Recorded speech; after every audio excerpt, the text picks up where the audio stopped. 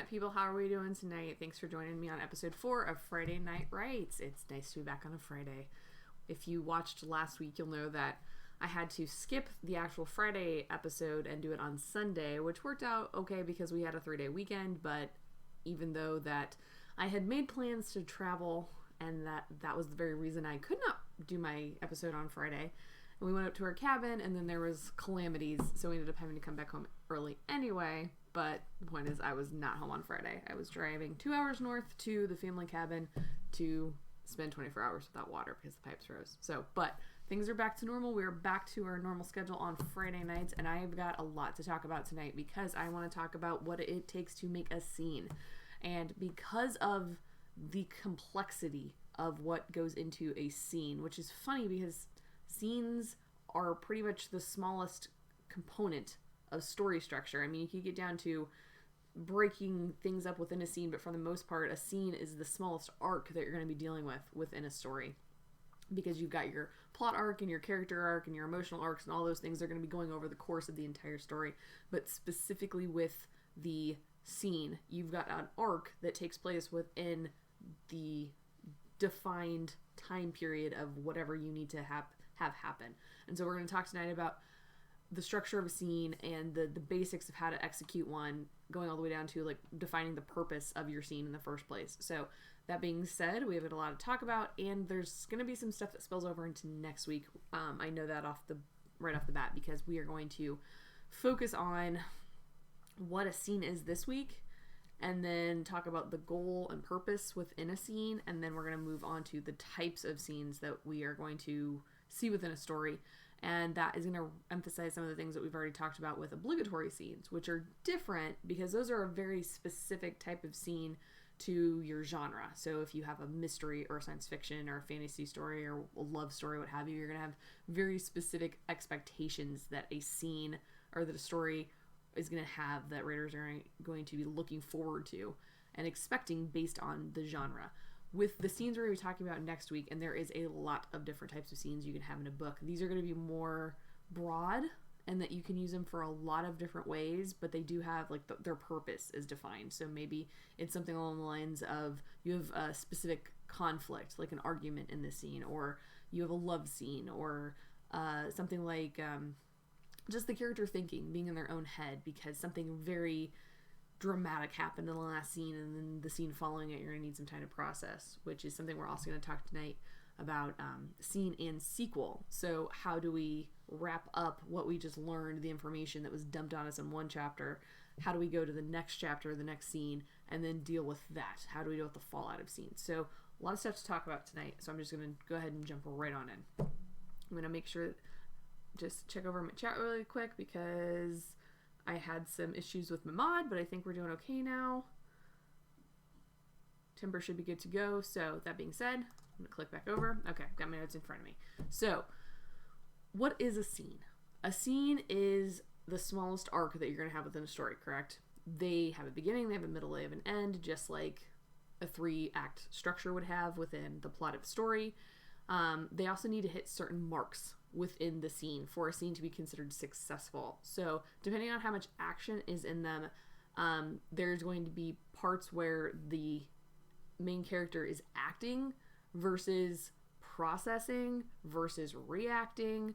There is the cause and effect relationship that we have to see within a scene, and sometimes chapters and scenes, we can't really consider them the same thing because a chapter might just be the perspective of like one point of view, and if you have multiple characters, multiple points of views, you might be viewing the same scene from multiple perspectives.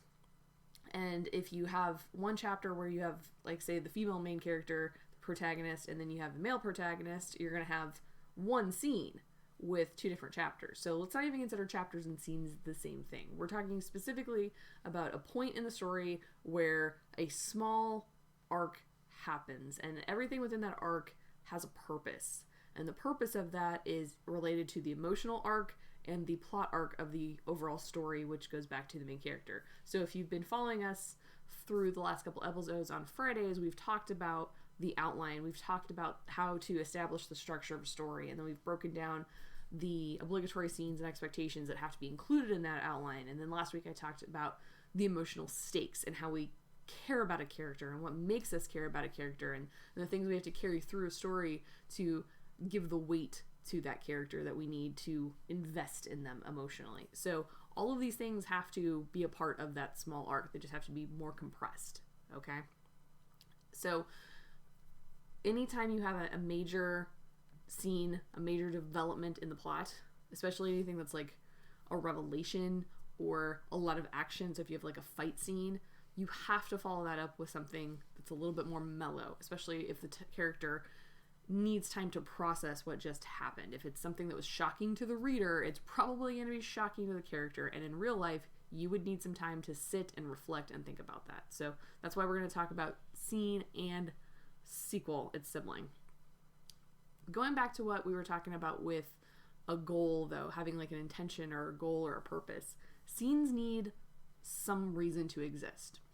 One of the problems that I've seen in a lot of stories that I've read, especially fan fiction, which is not a fair comparison, fan fiction tends to be more freeform. It doesn't always follow a story format, but unless it's specifically listed as an episodic, like missing scenes or something where it's just the free form of whatever entered the writer's head, like maybe they're just doing a prompt challenge or something like that, or it's just everyday moments within the character. Sometimes with fan fiction, you're not writing an actual story like we would have in a book or a movie or something like that. You're just writing vignettes, little scenes that might not have been part of the actual canon of the story. So it's not totally fair to say that. But when I have seen people attempting to write fan fiction, most of the time when I consider it not well executed is when people don't tend to see that there needs to be a purpose for one scene to exist and how that needs to connect to the next scene,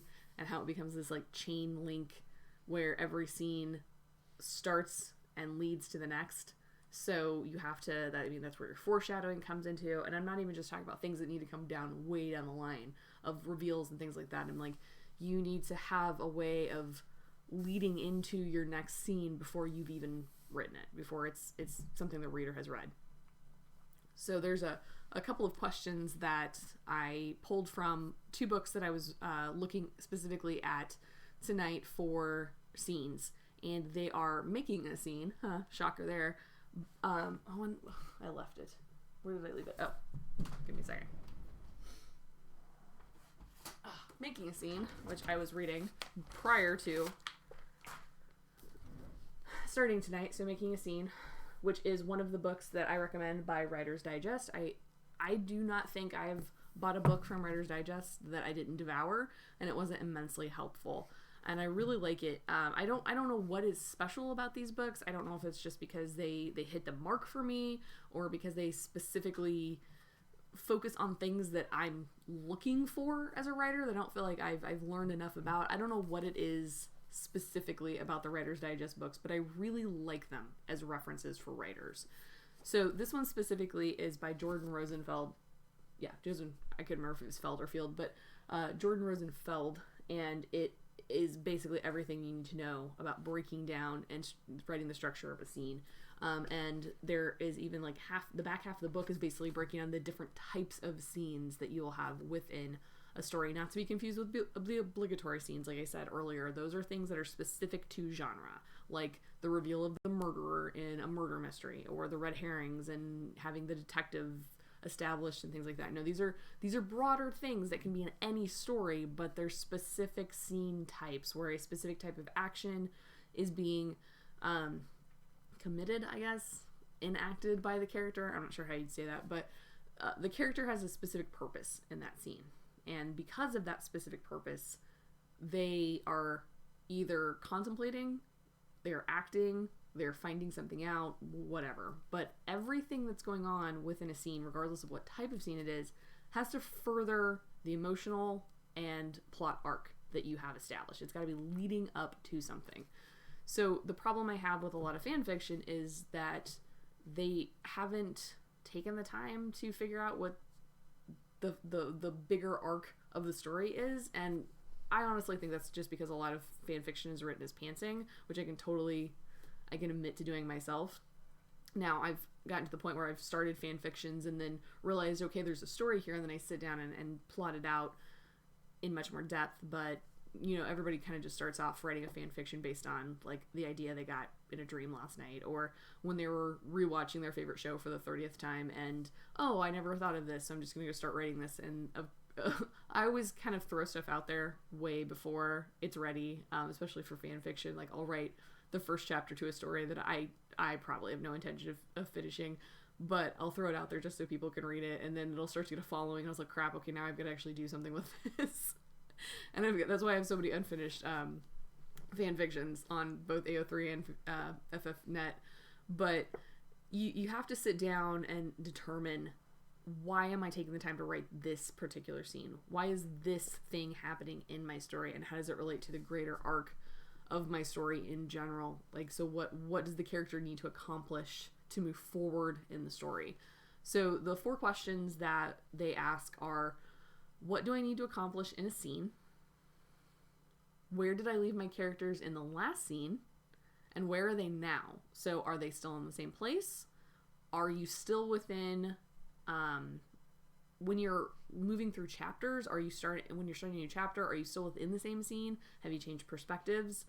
Or have you just had like a reveal, and you split a you split a scene in 2 chapters, so you have the lead up to the reveal, and then the fallout of the reveal. So where are the characters physically and emotionally? And when you ended the scene and started the next one, where did you leave them? So where are they physically moving to, or emotionally moving through?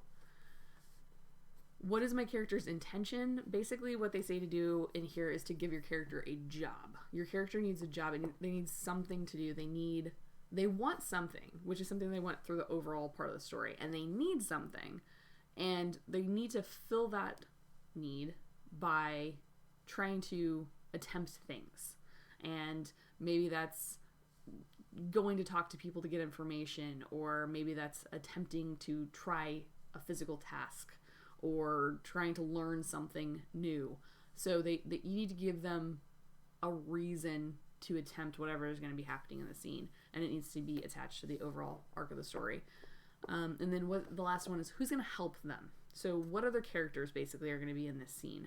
Is it going to be a scene where they're doing it on their own? So like currently right now, my husband is dog sick. He's beat up by the flu right now. He found out today. He finally went to the doctor, and they're like, yep, you got the flu. And the flu has been really bad in Illinois. In fact, school districts have been shutting down and using the snow days as an excuse. So if the weather's really, really cold, but it's not cold enough for like, maybe you just, the kids would be cold, but they're not going to freeze to death. They're not going to get frostbite. Schools that have been having a lot of flu without wanting to cause panic in parents are just saying, oh, we're going to take a snow day, or, oh, we're going to take a cold day today. Even though it's because they don't have teachers, and they don't have kids, and they don't have subs because we have a sub shortage here in the state. So, flu has been just awful this year. Completely unrelated to the coronavirus nonsense going on, even though I think we've had 1 or 2, maybe in Chicago. But it's just, the flu is just devastating this year. Knock on wood, luckily I have not come down with it, but I did have some respiratory issues for about a month. And my doctor thought I might have mono, and because one of the teachers at school had mono, and then they thought it was the flu, and I didn't have the flu, and so it's just, this has been a bad year for sickness, and I normally don't get sick. So anyway, the reason I bring that up is because whenever Wyatt gets sick, his favorite things to do are watch Harry Potter, and I mean like all of Harry Potter. Like, if he knows at the beginning of the day he's not going to work, he'll start the first movie and just watch them roll through. And he also does that with any of the Lord of the Rings / Hobbit films. In fact, that used to be his go-to when he was sick, is he would just start the Lord of the Rings series and roll on through all 3 movies of that. And then of course the Hobbit came out, and that was a trilogy, so now he's got 6 films he can roll through. So God forbid I would like to watch television on a day he's sick. Anyway, the reason that I mentioned that is because it had to do with what we were talking about, but I've already let it slip my mind. So I think it was because I was talking about who's going to help. Oh, okay, yeah, I do remember. So if it's a scene where the character's all by themselves, like the reason I thought of that is because they're right at the Battle of Hogwarts right now on the TV in the living room, and I know that the scene's coming up where Harry has to like walk into the woods by himself.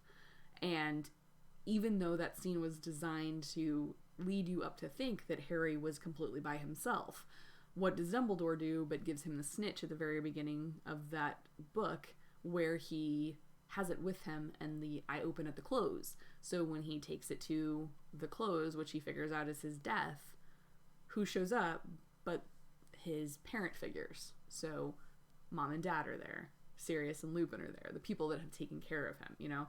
So these are the people that are helping him.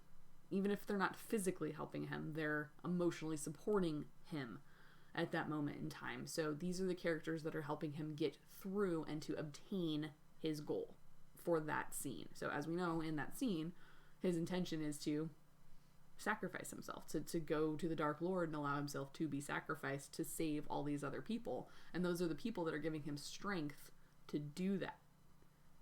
But as we know, that's obviously not what happens. He comes back to life after he goes to King's Cross and sees Dumbledore, and then he comes back and, you know, basically kicks ass, and then Neville chops off the head of Nagini and everybody wins. So if you are setting up a character having to do something by themselves, you have to establish that, and you have to put something in there that is going to show how they're going to obtain this intention, this goal, this purpose, all by themselves.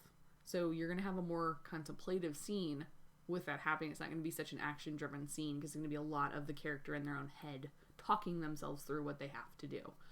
Versus if you've got a lot of people and they're all helping a main character get to their goal, they might all have different hands in the different tasks. So everybody might have something that they're responsible for, and the main character might have delegated things, you know. So who is going to be in this scene, both emotionally and plot-wise, to support the character? So anytime that you're setting out to write a scene, these 4 questions are the first things you should think about and figure out before you even start typing or writing. What are the things I have to accomplish, and who is going to get them accomplished? Because we know your main character is going to be involved, unless it's it's a subplot or something like that. But whatever character perspective you have to figure out what the purpose of that character is in the scene and who is going to help them achieve that purpose. So this is all tied into the stakes, of course. Like I said, you have to figure out why, even though you are trying to identify the individual scene purpose, you have to know how it relates to the greater story as a whole. Even if it's a well-executed scene and it's got a purpose, if that purpose does not tie into the emotional change or the plot arc of the story overall, it's going to seem confusing to the reader and it's going to seem out of place. So make sure that whenever you decide the scene intention, it has something to do with getting the characters a little further to their goal in the long run. Oh, I'm already out of breath tonight, guys. Ooh, my tea's good tonight, though. I really contemplated on whether I was going to drink tea or not. I really thought about grabbing some of my blackberry ciders that I truly love and are probably my favorite drink in the world besides tea. There's a place down in St. Louis called Crown Valley Brewing Company, and they make a really kick-ass blackberry cider. And I almost contemplated drinking that for the show tonight, but then I realized, I didn't realize, but I remembered that I've slept like shit this week, and I'm really tired, so I'd probably be better off drinking a little bit of caffeine to get me through the next, couple of hour and a half to 2 hours that I plan on doing the show, where I'm sleepy and I want to go take a nap, because I contemplated taking a nap before the show. But probably better to drink something with a little bit of caffeine than drink something with alcohol in it, and that would put me right to sleep. So, as much as I thought that would be refreshing, I decided caffeine and something warm, because yet again it's freezing in my house and we don't want to turn up the heat any more than we have to. So I'm again basically just wearing one of my grungy house sweatshirts to stay warm, and I've got my little heater going next to my desk, which means that Rigby probably won't be on screen tonight because he's so busy being curled up on a pillow next to my heater here. Because whenever I set out a heater, in the room like this because it's not a ceramic heater that like blows out air with a fan. We have one of those in the back bedroom, but this is the one that looks like a little radiator and it's got some kind of like dripping oil in it or whatever. And whenever I set it in the middle of the office, he will lay on the floor by it because it makes the surrounding area very warm. So because I'm, an awesome pet owner, and I love my buddies, I will pull a pillow or fold up a blanket and put it close enough to the heater for them to feel the heat, but obviously not to cause like a fire hazard or anything. So he's now become accustomed to whenever the heater's on, he expects it to be accommodating to him where he can lay next to it and sleep or bathe while he stays warm, and then I'm over here freezing to death. So if he does not make an appearance tonight, even though I'm in the office with the door shut, because Wyatt's watching Harry Potter in the other room, he's probably not going to leave this spot right down here for the entirety of the show. Oh, man. Ugh. How's everybody doing tonight? I feel like it's just been a week and a half, man. It's been like so much. I don't know why. I don't know if it's because election stuff's ramping up. I don't know if it's because it's halfway through the third quarter at school and kids are wired. I don't know. People just seem crazy. Kids seem crazy, and I'm exhausted, and I feel like I can't catch up on life. So I hope you guys are all doing well. You can let me know in the chat how everybody's doing.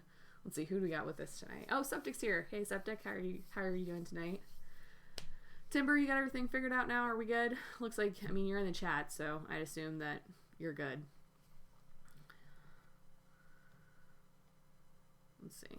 Back to my notes. I got so much to get through tonight. I feel like I'm just going to plow through. So we're just going to get it done.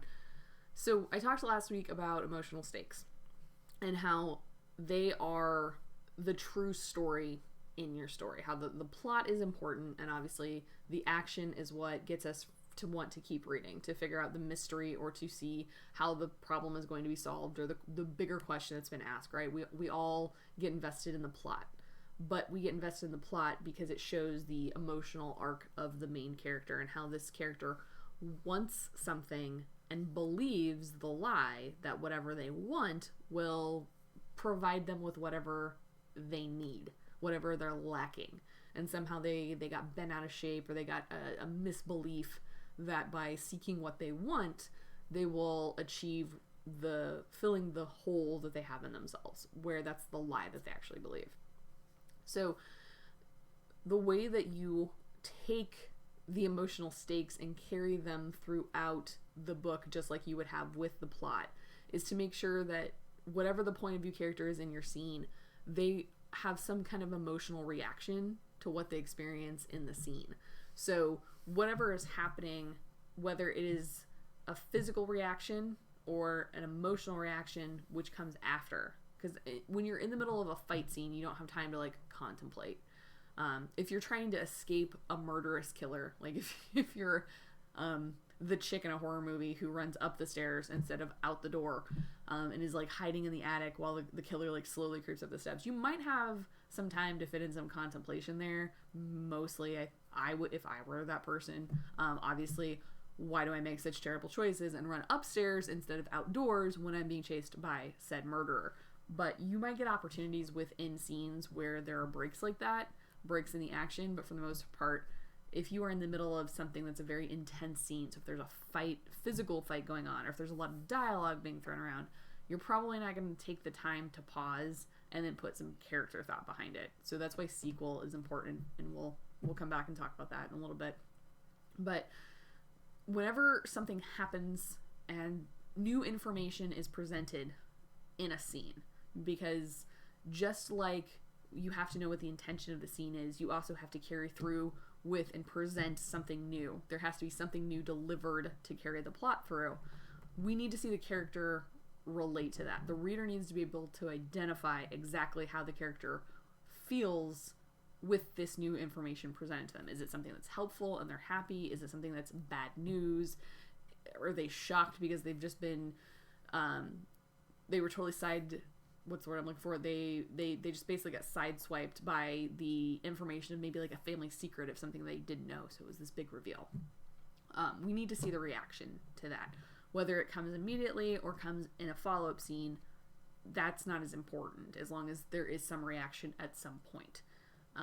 But everything that happens in each scene has to reflect back emotionally, not just the action, because we have to see the character changing and processing the information that they're receiving.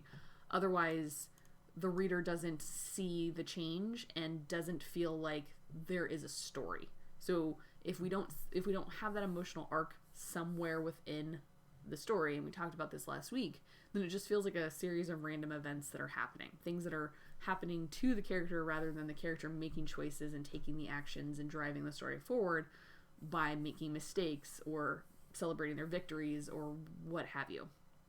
So if you take out the contemplation, if you take out the emotional reactions and things like that, it's just a series of random events. And we are pattern-seeking animals. Our brains want to find the pattern in that. And if we don't see how everything connects up emotionally, we're going to search that out and try and answer that question ourselves. And chances are, more than likely, when we realize that things were random and that there was no overarching emotional arc attached to that, we're going to get frustrated and feel like we just invested a bunch of time and energy, and basically we're trying to solve a riddle that didn't have an answer. And we're going to feel a little tricked and probably put the book down. So, because everything happens in each scene of a book, the book needs to link the stakes together. And they have to be linked to the emotional arc of the character. So, action-wise, which is, the external plot, we need to see how it relates toward the external goal. But emotion-wise, internal, we need to see whether it pushes them towards believing the lie they already have further, whether it intensifies the lie, or whether it pushes them towards the truth. And a lot of times you see that. We talked about one of the ways of expressing the emotional arc of a character and showing the change within them is how they interact with the characters around them and how those relationships are important. So one of the examples that I used on Sunday was we had just watched Blinded by the Light, where the two main relationships in that, besides the girlfriend that he establishes, he's got these two parent figures in his father and his mentor. And of course his mentor, his English teacher, is pushing him to be a writer, while his father is saying that basically goes against everything that, as a young Pakistani boy in England, he should be. And so we see that change in him from the time that he's afraid of his father to the time he's willing to question that father. And then starting out at the beginning where he wants to impress his teacher, and then by the end he doesn't, he feels like at his lowest point he doesn't care if he disappoints her because he's a disappointment anyway. So when we have those relationships, and that fourth question we ask when we decide we're going to plot a scene is how or who is going to help the character reach the goal. How's that goal going to be reached, and who's going to help that goal be reached?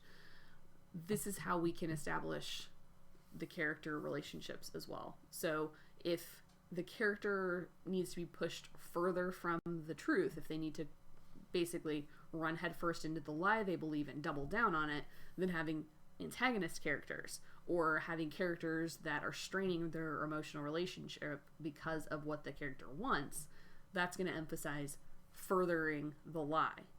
If you want to push them towards the truth, you need to have them break away from those antagonistic characters. You need to have more supportive characters who are speaking the truth and getting the character to realize the situation they're in or the thing that they want isn't real, that it won't do anything to fix the problem they have inside. It won't make them a better person. It won't solve the problem they have. It won't, getting more money, whatever, might make things seem easier, but it's not going to, a millionaire doesn't necessarily have more happiness. So whatever it is, thinking specifically about who is going to help the character is important when determining where are you going to push them. Are you going to push them further down into the rabbit hole of the lie because you need them to have a better fall when they finally get the truth? You need that revelation to be bigger. Or are you going to push them further towards the truth to show the change overall and the disconnect with the characters who are establishing that lie? So, has the relationship strengthened or weakened? And how... Sorry. I was looking at my camera and I have a razor camera, and there's a ring light around it. And I was looking straight into the camera for a second, and now I have this green ring on anything white. So I went to read my notes, and there's just this pulsating green ring right in the middle. So sorry, I needed a second on there. So we need to establish how the relationship character in a scene has been impacted through the relationships. How has the relationship strengthened or weakened, and how will that change in the dynamic push them closer or further away from their goal? So if they have a really big fight with someone who is trying to push them towards the truth, and they're in denial and they're fighting against them, ultimately what's going to happen is the weakening of the relationship with the support character who wants them to see the light.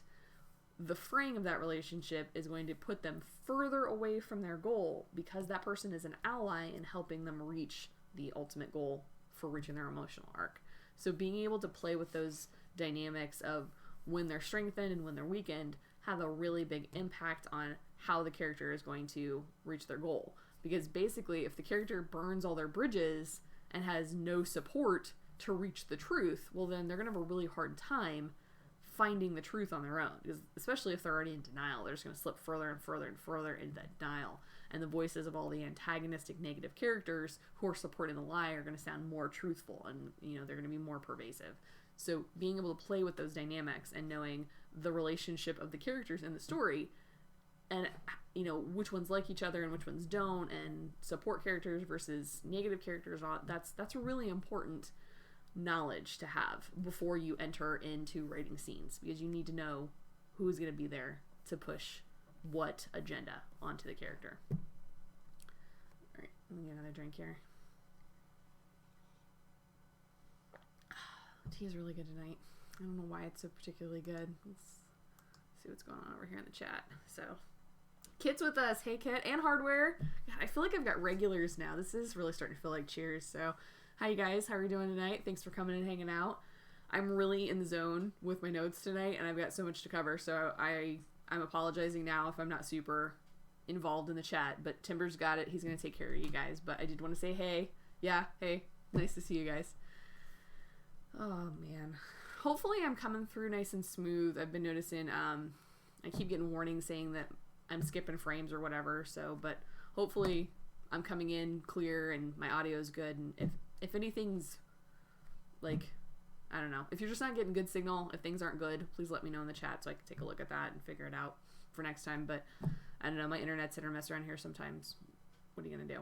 But it does, Timber, you're right, it does start to feel like it's becoming a little bit of a family, and that was the point. That's what I wanted to do, is I wanted this to become a community of people that I came to and could give me advice, and I could give advice, and that's ultimately what I want. So the fact that the same people have been coming back every week, like, is a treasure to me. It just really warms my heart. So if you've been here since the beginning, or you've started coming in recently, and we carry throughout the entirety of the show, that really means something to me. Yeah, we are a cozy little family. So Septic, Dibs being the dog. Okay, important question. What kind of dog are you going to be, Septic? Because I am not a big fan of the little rat dog. It's like, if you're going to be a dog, you need to be like a good, sturdy dog. Nothing I can carry in a purse. So you can have dibs on the dog as long as it's a worthwhile dog. Because let's be fair, like, all dogs are cute, but not all dogs are like worth it.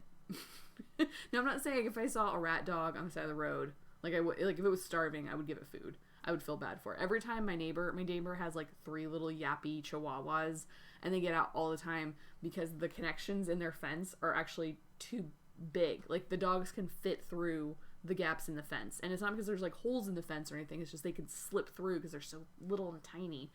And so anytime I find them outside, I gotta go to the neighbor and be like, knock on the door and be like, does this belong to you?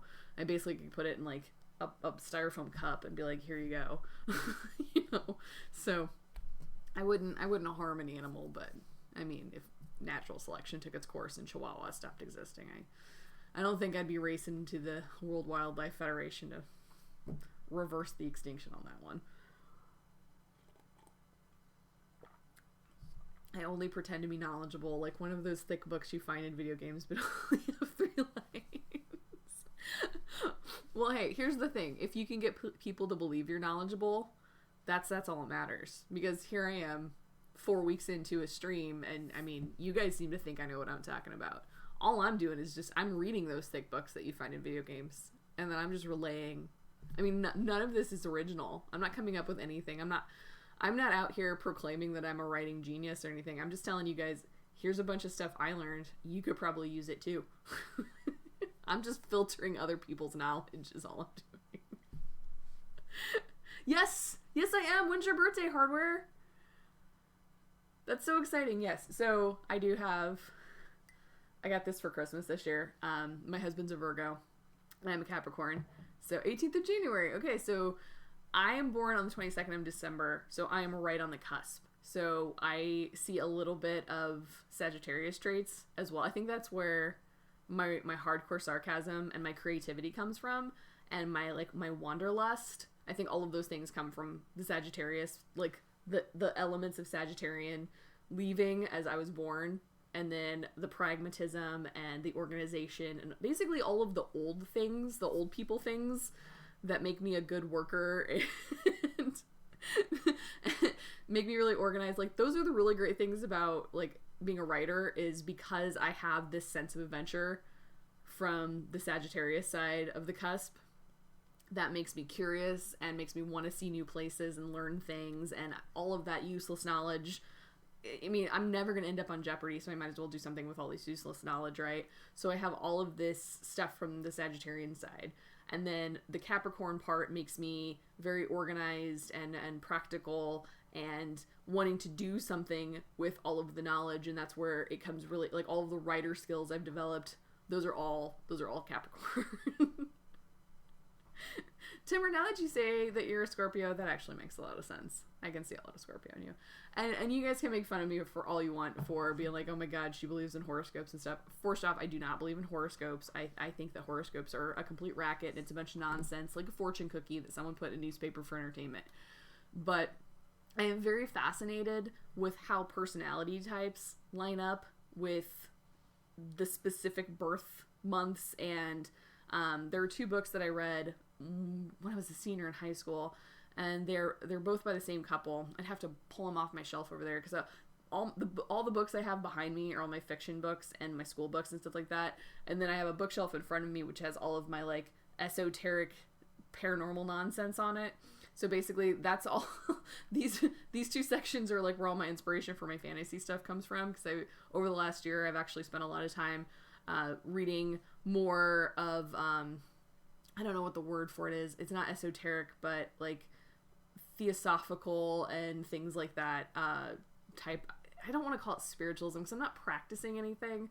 I'm just really fascinated by all the different types of religions and the belief systems and philosophies and things like that. So over on this bookshelf over here, I've got everything from like Carl Jung to witchcraft books to astrology books. I've got a couple of them on tarot and things like that. But I've also got books about like quantum mechanics over there, because they make a lot of connections to the mind over matter stuff being quantum. So anyway, I've got two books over there, and one of them is called Sextrology, which, don't get too excited, it's not so much about sex as much of it is about like men and women, and so the gender aspect of it. And they break down every sign for men and women, and they give like a 10-page analysis for every sign for both men and women, and it was really freaky. And I know that you can argue all you want about how, oh, they designed that stuff to be vague so it fits everybody. This stuff's not vague. This stuff is specific, and it's scary, and it talks everything about how, like, why this particular sign has problems with their mothers and how their mothers tend to be narcissistic, and and all the way down to like, these are the things that you're attracted to, into like the specifics, like not just hair color and like body style, but like professions and things like that. So it's really fascinating to me how, as much as I love the Myers-Briggs and things like that, how I see that reflected into the Zodiac stuff. So that I will buy into, but I'm not out here reading my horoscopes or anything like that. Yes, I would definitely say that you have incredible willpower, Timber. That is definitely, you are tenacious. So whatever they choose to do in life, they usually do it all the way with great passion and determination. Yes, even when you know you're doing something wrong, you approach it with great passion and determination.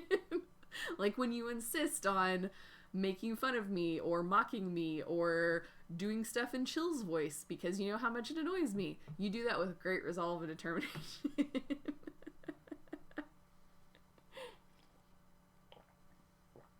I cast Confundus and use my non-binary powers.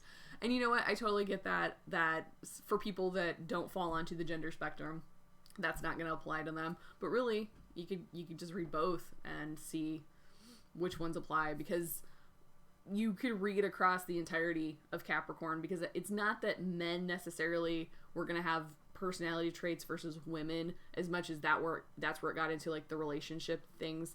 And one of the things that I actually thought was really great about that book, because I bought that in 2005 when I was a senior in high school, and they were very progressive in, they didn't just have the standard like straight cis ideas of attraction. So for every one of the zodiac signs, they had a specific list that was for straight, and then one that was specifically for LGBTQ, which I thought was really cool, that they would have one for each. So I can appreciate that. I think that was pretty cool for 2005, because you certainly, in the books I was reading where I lived, I didn't have access to a lot of stuff like that. So it was really nice to see that. So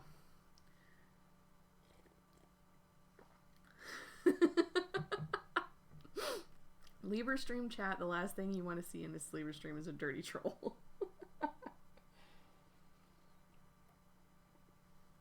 No, I'll additionally deflect with autism level ups. They can't label you if you're already diverse. True. That's true. Oh, geez.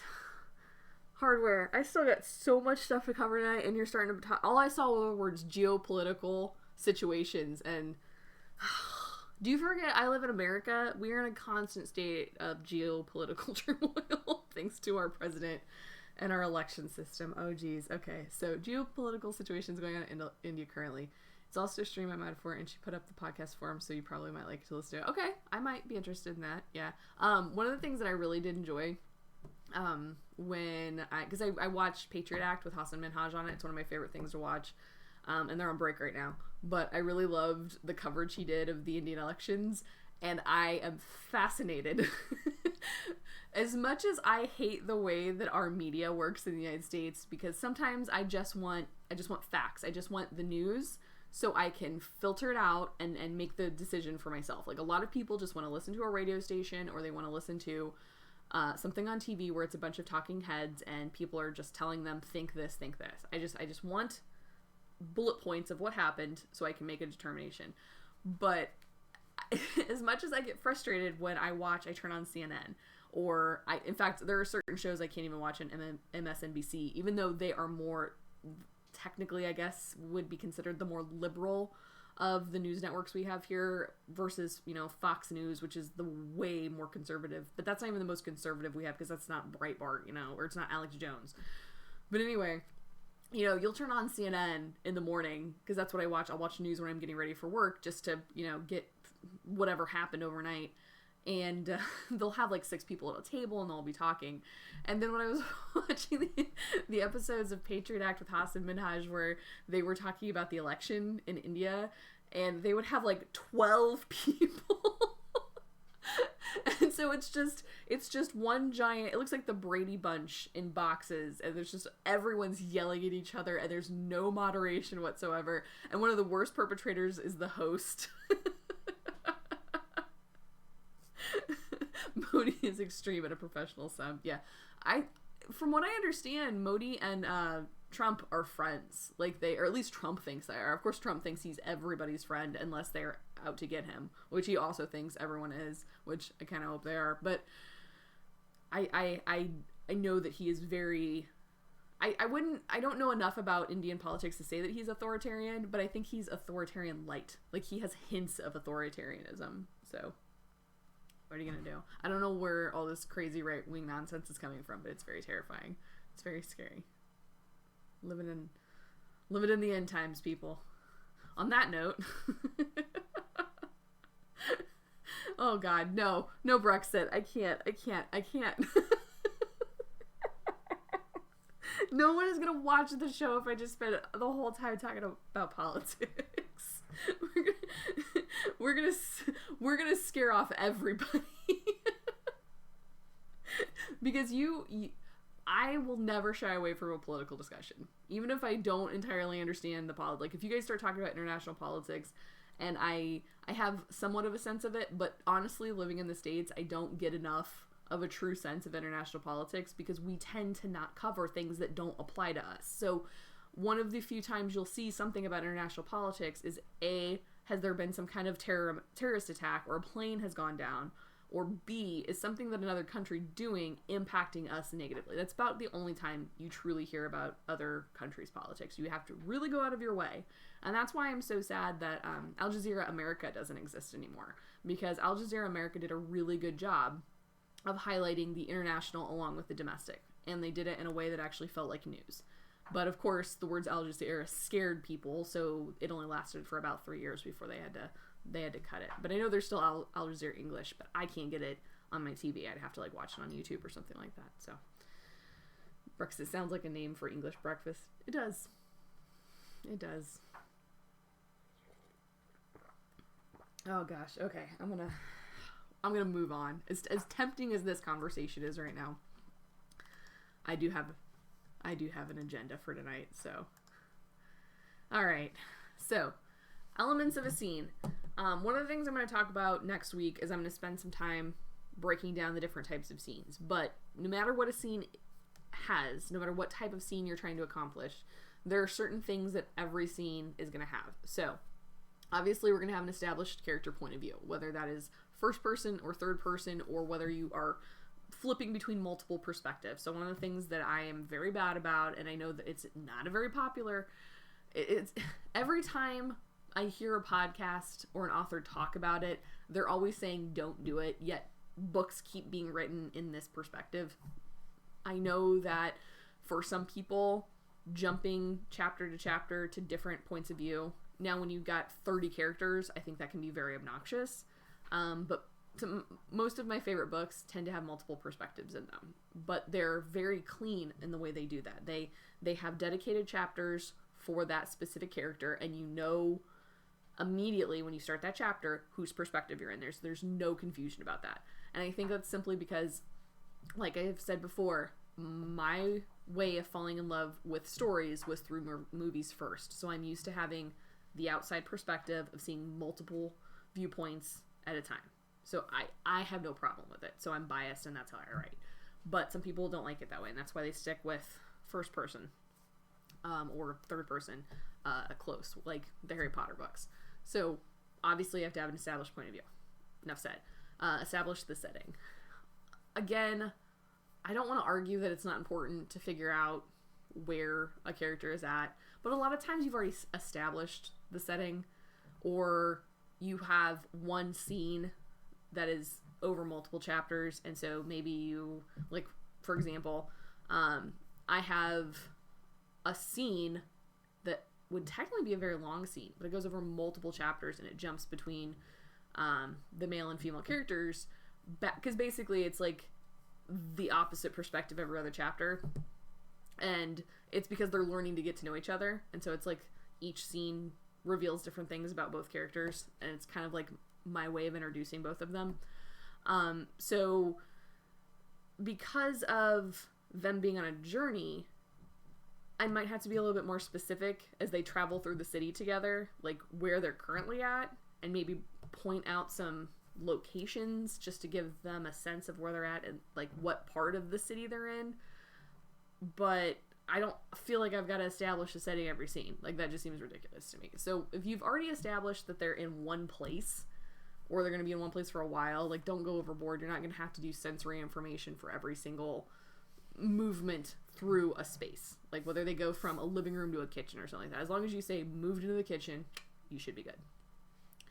Defining the obstacles. So basically, what are the things that are getting in the way of them meeting the intention of the scene, which is ultimately going to help them, or I should say hinder them, from their objective for the entirety of the book. So how, because at the end of this scene, there has to be something that either moves them forward or pushes them back. Does it push them towards the truth? Does it push them towards the lie? How is it helping them reach the bigger objective of the story? And so you have to put little obstacles in their way, so by the time they reach the end of the scene, you have some kind of disaster happening. And in the book I'm reading, they make a comment about how, you know, a lot of authors don't like to use the word disaster because the stakes of disaster seem so big. You know, like car crashes are a disaster, you know, but like burning dessert, like leaving the cake too long in and accidentally ruining a birthday party, that's not an epic level disaster, but it ruins your day, you know. So like whatever disaster is going to come, and most of the time till you get, at least I'd say until the middle of the book, most scenes have to end in some kind of disaster. You have to have some kind of negative outcome. You know, you have to show that the character is trying and failing a lot at the beginning of the book. And we'll talk about the tri-fail cycle here in a second too. You get to see the momentum. And so the character keeps pushing forward and keeps pushing forward, and that also kind of talks about the tri-fail cycle as well. Information. So new information has to be delivered in every scene, because we're not just reading for the action, we're trying to figure out a story too, and stories have multi-dimensional aspects to them. You know, we're finding out stuff from the past, we're finding out foreshadowing for the future, we're finding out stuff in the present, you know, we're finding things out about the characters, about the setting, revelations are happening, secrets are being exposed. So information has to be delivered in every single scene. Even if it's just one tiny tidbit, it has to be something. You gotta leave those breadcrumbs for the reader. Tension. There has to be some intensity, even if it's low stakes. There has to be something that keeps the reader anxious and keeps the reader worried in every scene, where even if it's they're hiding and you don't want them to get caught, or if it's something like you're just worried about whatever they're trying to accomplish isn't going to happen. You have to create some kind of tension within the scene to ensure that the reader is anxious about what's going on, because the more anxious they are, the more worried they're going to be for the character, and the more emotionally invested they're going to be in that character as well. Sensory imagery, you know, sight, sound, taste, hearing, touch, all of the different things. If you are writing, you know, sci-fi, that might also include any like psi abilities, you know, maybe they're clairvoyant or something like that. So any sensory input that the character is getting, I always like to include that, especially when I start out my scene. I feel like that really establishes where they're at. So I always like to include sensory. I probably include a little too much sensory information, but I think that comes genuinely from the fact that I have a lot of sensory overload. I process a lot of things. I am the type of person that sits in a room and knows everything going on around me, just because that's how my brain works. I can't not do it. It creeps people out a lot of times. It's just because I'm an NFJ or INFJ, and I just pick up on the sensory information of a space. You know, I read into body language and things like that. So people get freaked out when I like know their name, even though I haven't been introduced, because I like heard someone say it in a room. Like last night, I was at our favorite bar in town, and the bartender came over, and because I was a bartender, I love to be on like a first name basis with my bartenders. And so a new bartender came over, and I was like, "You're Blake, right?" And it freaked him the fuck out.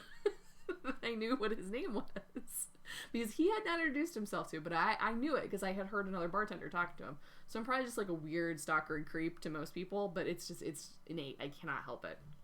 But I'm always aware of the things going on around me. So I write my characters as if they are literally picking up on every sensory information around them. And that's why every night I come home and I just want to shut myself in a black like box. I wish that I can't remember when it came out, but the Ben Affleck Daredevil movie that came out, where he like gets into the box at night and it's like filled with water, and he like pulls the lid over the top and it's soundproof, and it's basically a sensory deprivation chamber for him, because obviously with the loss of his sight, his hearing is supersonic or whatever you want to call it. But like, that would be amazing. I just want to come at the end of a day and I want to put myself in that, because I feel like I'm in constant sensory overload all day, and that's why I get so easily overstimulated. So Timber, that's when I'm having a bad day, when I'm like on the edge of my seat, anxious, and I just want to yell at the kids for like the littlest things. That's why. It's because I have sensory overload, which I understand a lot of kids with autism also experience. That's why they're so like one of the things I'm very sensitive to is if my clothes feel funny on my skin. Like right now, I can feel the tag on the back of my sweatshirt, even though I've worn this sweatshirt a bajillion times and it's faded and soft and I love everything about it. Right now, just because of the way I'm sitting, I can feel the tag on my shirt rubbing my back, and I'm so hyper aware of it. When anybody else might just be able to ignore it and move on and forget it, and then like the information stops being processed. It's like when you burn popcorn and you are in the room for long enough and you don't smell anymore. Like my sensations never stop doing that. So I think I just tend to write like that because that's how I am. And lastly, you gotta write narration. You gotta have some kind of narrative. You gotta have the actual story in the scene moving forward. And it's not just the actions and it's not just the emotions. It's like the actual thing that you're writing. You know, you gotta have that in there too. So POV, location, obstacles, momentum, information, tension, sensory imagery, narrative. Now, let me get a drink. We have talked about scene and sequel and how something happens, it's really dramatic, processing time later, right? This has to happen because every scene also has to have a cause and effect. There has to be something that establishes the action, that triggers it and initiates it, and then eventually there's fallout because of it. And whether that happens in the specific chapter you're reading or it comes later, you have to establish that there was a cause, there was something that initiated, not necessarily the inciting incident. We're not talking about the thing that happens all the way at the very beginning of the story. We're talking about what made the action in this scene happen and then carry it through to, okay, what are the fallout of this? What is the fallout of this? And I don't know who to attribute this to because I've heard so many authors on different podcasts talk about it, but there is a really great way that I like to think of wrapping up your scenes, and it's the no and yes but idea. And it is basically that you ask a question. So the purpose of your scene would be you pose a question. Will the character make it out of the city? And by the end of the scene, when that scene wraps up, you've answered the question. So will the character make it out of the city without being caught?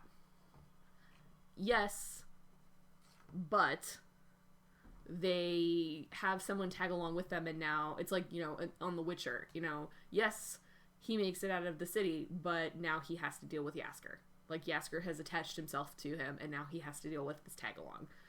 Or, no, and, so no, he does not make it out, and he gets caught by the guards, and now he's in jail. So, like, there has to be something that wraps it up, and either ratchets up the problem in one way or another, so it, you know, the character might be successful and achieve their goal in that scene, but you tag something on to it and there's like this extra problem they have to deal with that might have been unforeseen and they hadn't anticipated in the first place, or they fail spectacularly and there's fallout because of that. So the yes but no and is actually, I really like that. And the other book, I felt like I was supposed to talk about this earlier and I didn't get to it yet. The other book that I read for all of this is The Fantasy Fiction Formula, written by the teacher of Jim Butcher, the author of the Dresden Files and the Codex Alera, and I don't know what the name of the series is, but the first book in it, it's the steampunk series he wrote, the Aeronauts Windlass or something like that, which I think there's now a sequel to, but I was not a fan of that series, so I didn't even finish the first book. But anyway, she's the one that first introduced me to the idea of scene and sequel, but she's also one of the first authors that introduced me to this concept of no and yes but. And every time I go to say that, I forget which one is supposed to have the and which one's supposed to have the but. So she talks about that here, but I've also heard them talk about it on Writing Excuses. The female author on there, and I forget her name, she talks about it as well. So we'll come back to this in a second because this is what we're going to talk about with scene and sequel.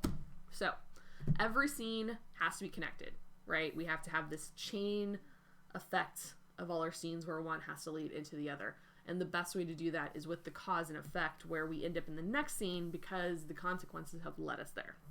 That's the most organic way to storytell, because that's how things naturally happen in real life. You know, like if you got into a fight with your girlfriend and then you left. So if you were at your house, your apartment or whatever with your girlfriend or boyfriend or whatever, and you got a fight and you get in your car and you want to go for a drive. Well, you're angry, so maybe you're speeding and you're not paying attention, or maybe you forgot to turn on your lights because you're absent-minded and you're thinking about what's on your mind with this fight. So maybe you get pulled over. And then maybe because you're already in a shitty mood, you're a dick to the cop. Well, you know what happens when you're a dick to the cop. So maybe the cop does something where he could have let you off with a warning, but now you got a ticket. Or maybe you got really shitty with him and he pulled you out of the car, and maybe you had something in the car you forgot wasn't supposed to be in there, and now you're going to jail. You know, so like this is all an organic cause and effect relationship where one thing leads to the next, but it's a natural course, right? Whereas the only way that having a fight with your girlfriend would land you in jail would be if you hit her or hit him, hit your boyfriend or whatever, you know? So there has to be like an organic way of getting from point A to point B. Otherwise, like I said, it feels like a random series of events. So have you set up in every scene and established there to be some kind of effect for it to be believable? So if something really dramatic happens and then you just kind of walk away from it unscathed, first off, that's really lazy, boring storytelling. What's the point? Second, that's just not realistic. And I'm the first person who will argue that I can believe in fantasy worlds all day. I can believe in amazing technology that doesn't exist. I can believe in dragons. But if I can't believe in the simple mechanics of a world functioning correctly, that pulls me out of a story. Funny enough, because I'm a history person, I loved the first Captain America movie. Like, say what you want about it, that's my favorite Marvel film. Maybe even more than Avengers, as much as I loved Avengers. But one of the things that frustrates me about that story is in their attempts to be inclusive, they weren't historically accurate. So his unit, and I don't know a lot about the comics, original or new, and so I don't know exactly what the makeup of his unit was, but like the idea that during World War II there would have been a unit with a person, like people of color, that's not how that worked. In fact, black people and white people weren't even allowed to be in the same units until Eisenhower came back from World War II and desegregated the military.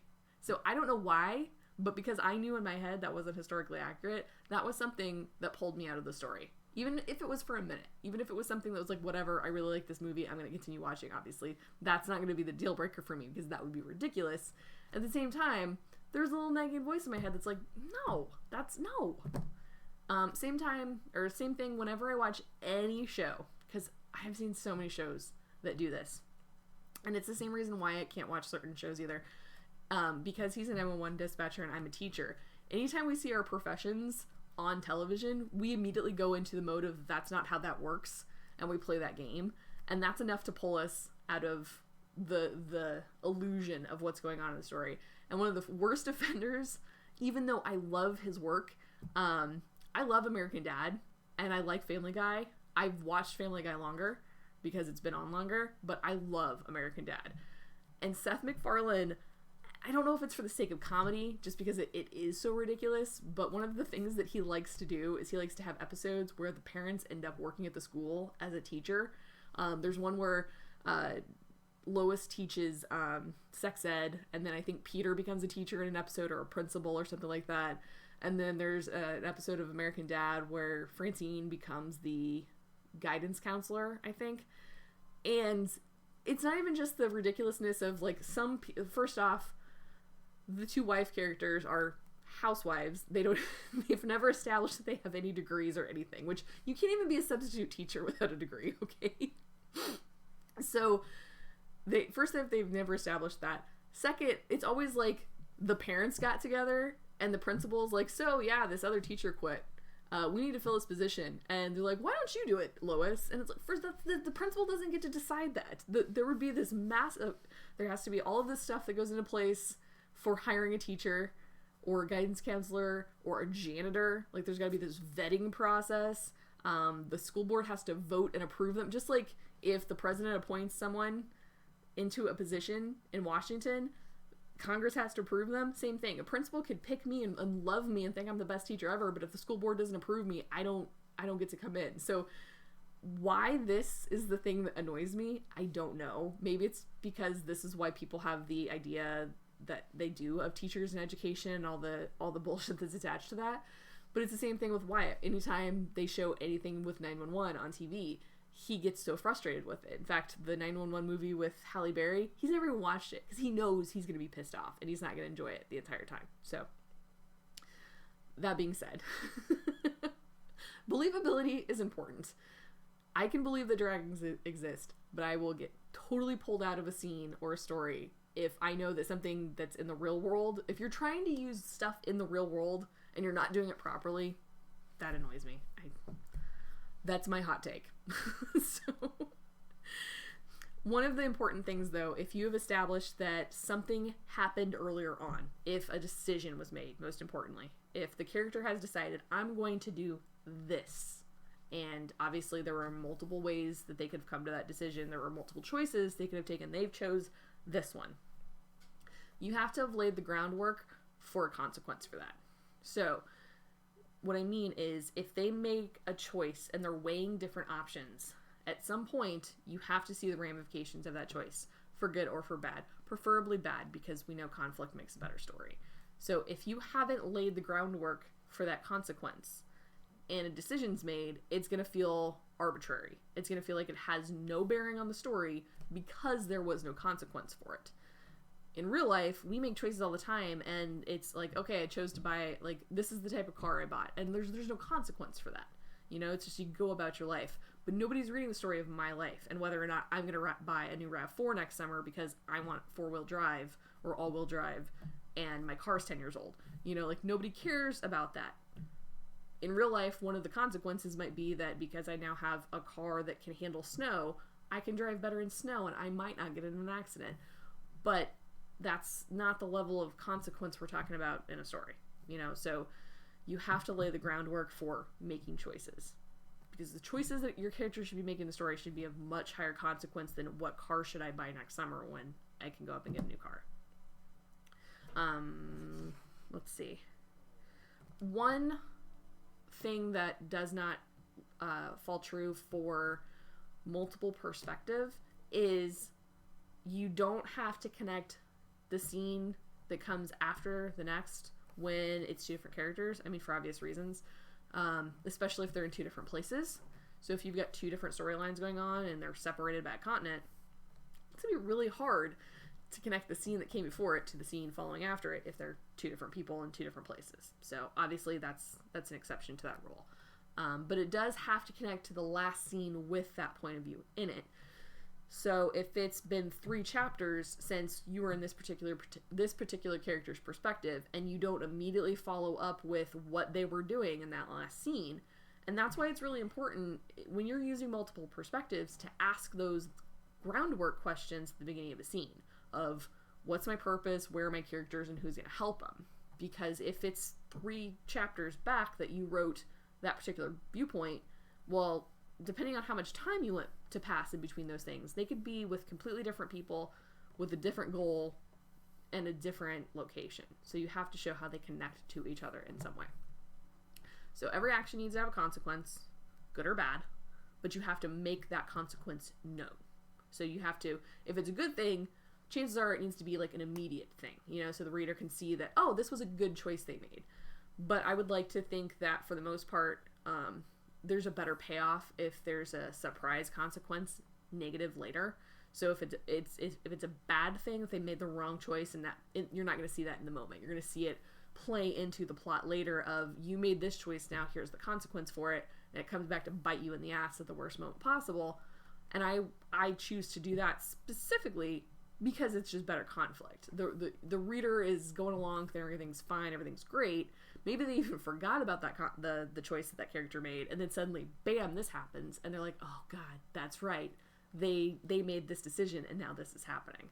So I like that, to use that as a way of coming back to create conflict later on. And this goes back to every action having a consequence is immediate or delayed, but at some point it has to come full circle. So whether it's something that happens immediately and it's like, hey, this is great, or it comes back later and it's 2 chapters or, half the book, and then suddenly there's a consequence for it, we have to see it come full circle at some point.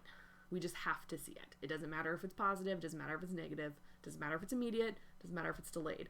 At some point, though, a consequence for every choice your character makes has to be seen, and we have to see it come full circle. This is how we avoid passive characters. And what I mean by passive characters is it's the difference between the Bella Swans, where everything is acting on them and they are just reacting to it. So they're basically the victim in their story, versus a character who is dynamic and well fleshed out and has agency. So having agency means they can make their own choices for good or for bad. Consequences will ensue because of that, and then they have to make further choices based on the positive or negative consequences they created. Characters like Bella Swan don't have this. In fact, that's why she's always having to be saved, because things are always happening to her. And that makes a lame story, unless you want to read a story about wish fulfillment and vampires. So, that being said, let's see what's going on in the chat, because I'm starting to get tired over here. You guys arguing about something in here? Oh, man, you guys were talking a lot. I see author names being thrown around. Oh, man, I gotta go back pretty far. Alright, I see Brexit. That's where we last left off, so... Yeah, journeys are a pain. Just remember to skip the boring parts 3 months later. That is what I least like about any of the J.R.R. Tolkien books, is that his whole story is the journey. But he talks about all of the journey. Like, I get so frustrated when he focuses on the mundane details of a dinner. It's just, I think what he did was epic and groundbreaking and amazing, and I respect his work, but I cannot read his books. I will watch his movies. Well, they're not his movies, but I will watch movies inspired by his works, which I know makes me a total lameoid, but damn, I tried. I really tried. I could not do it.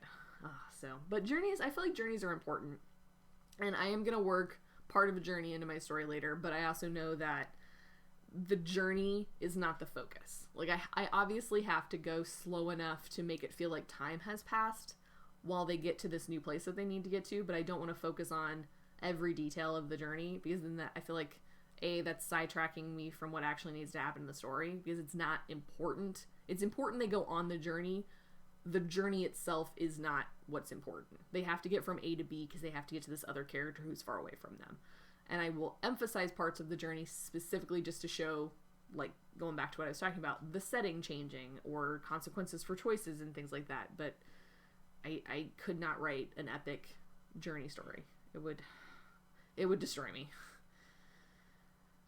You know what? I have heard so many people recommend the Stephen King book.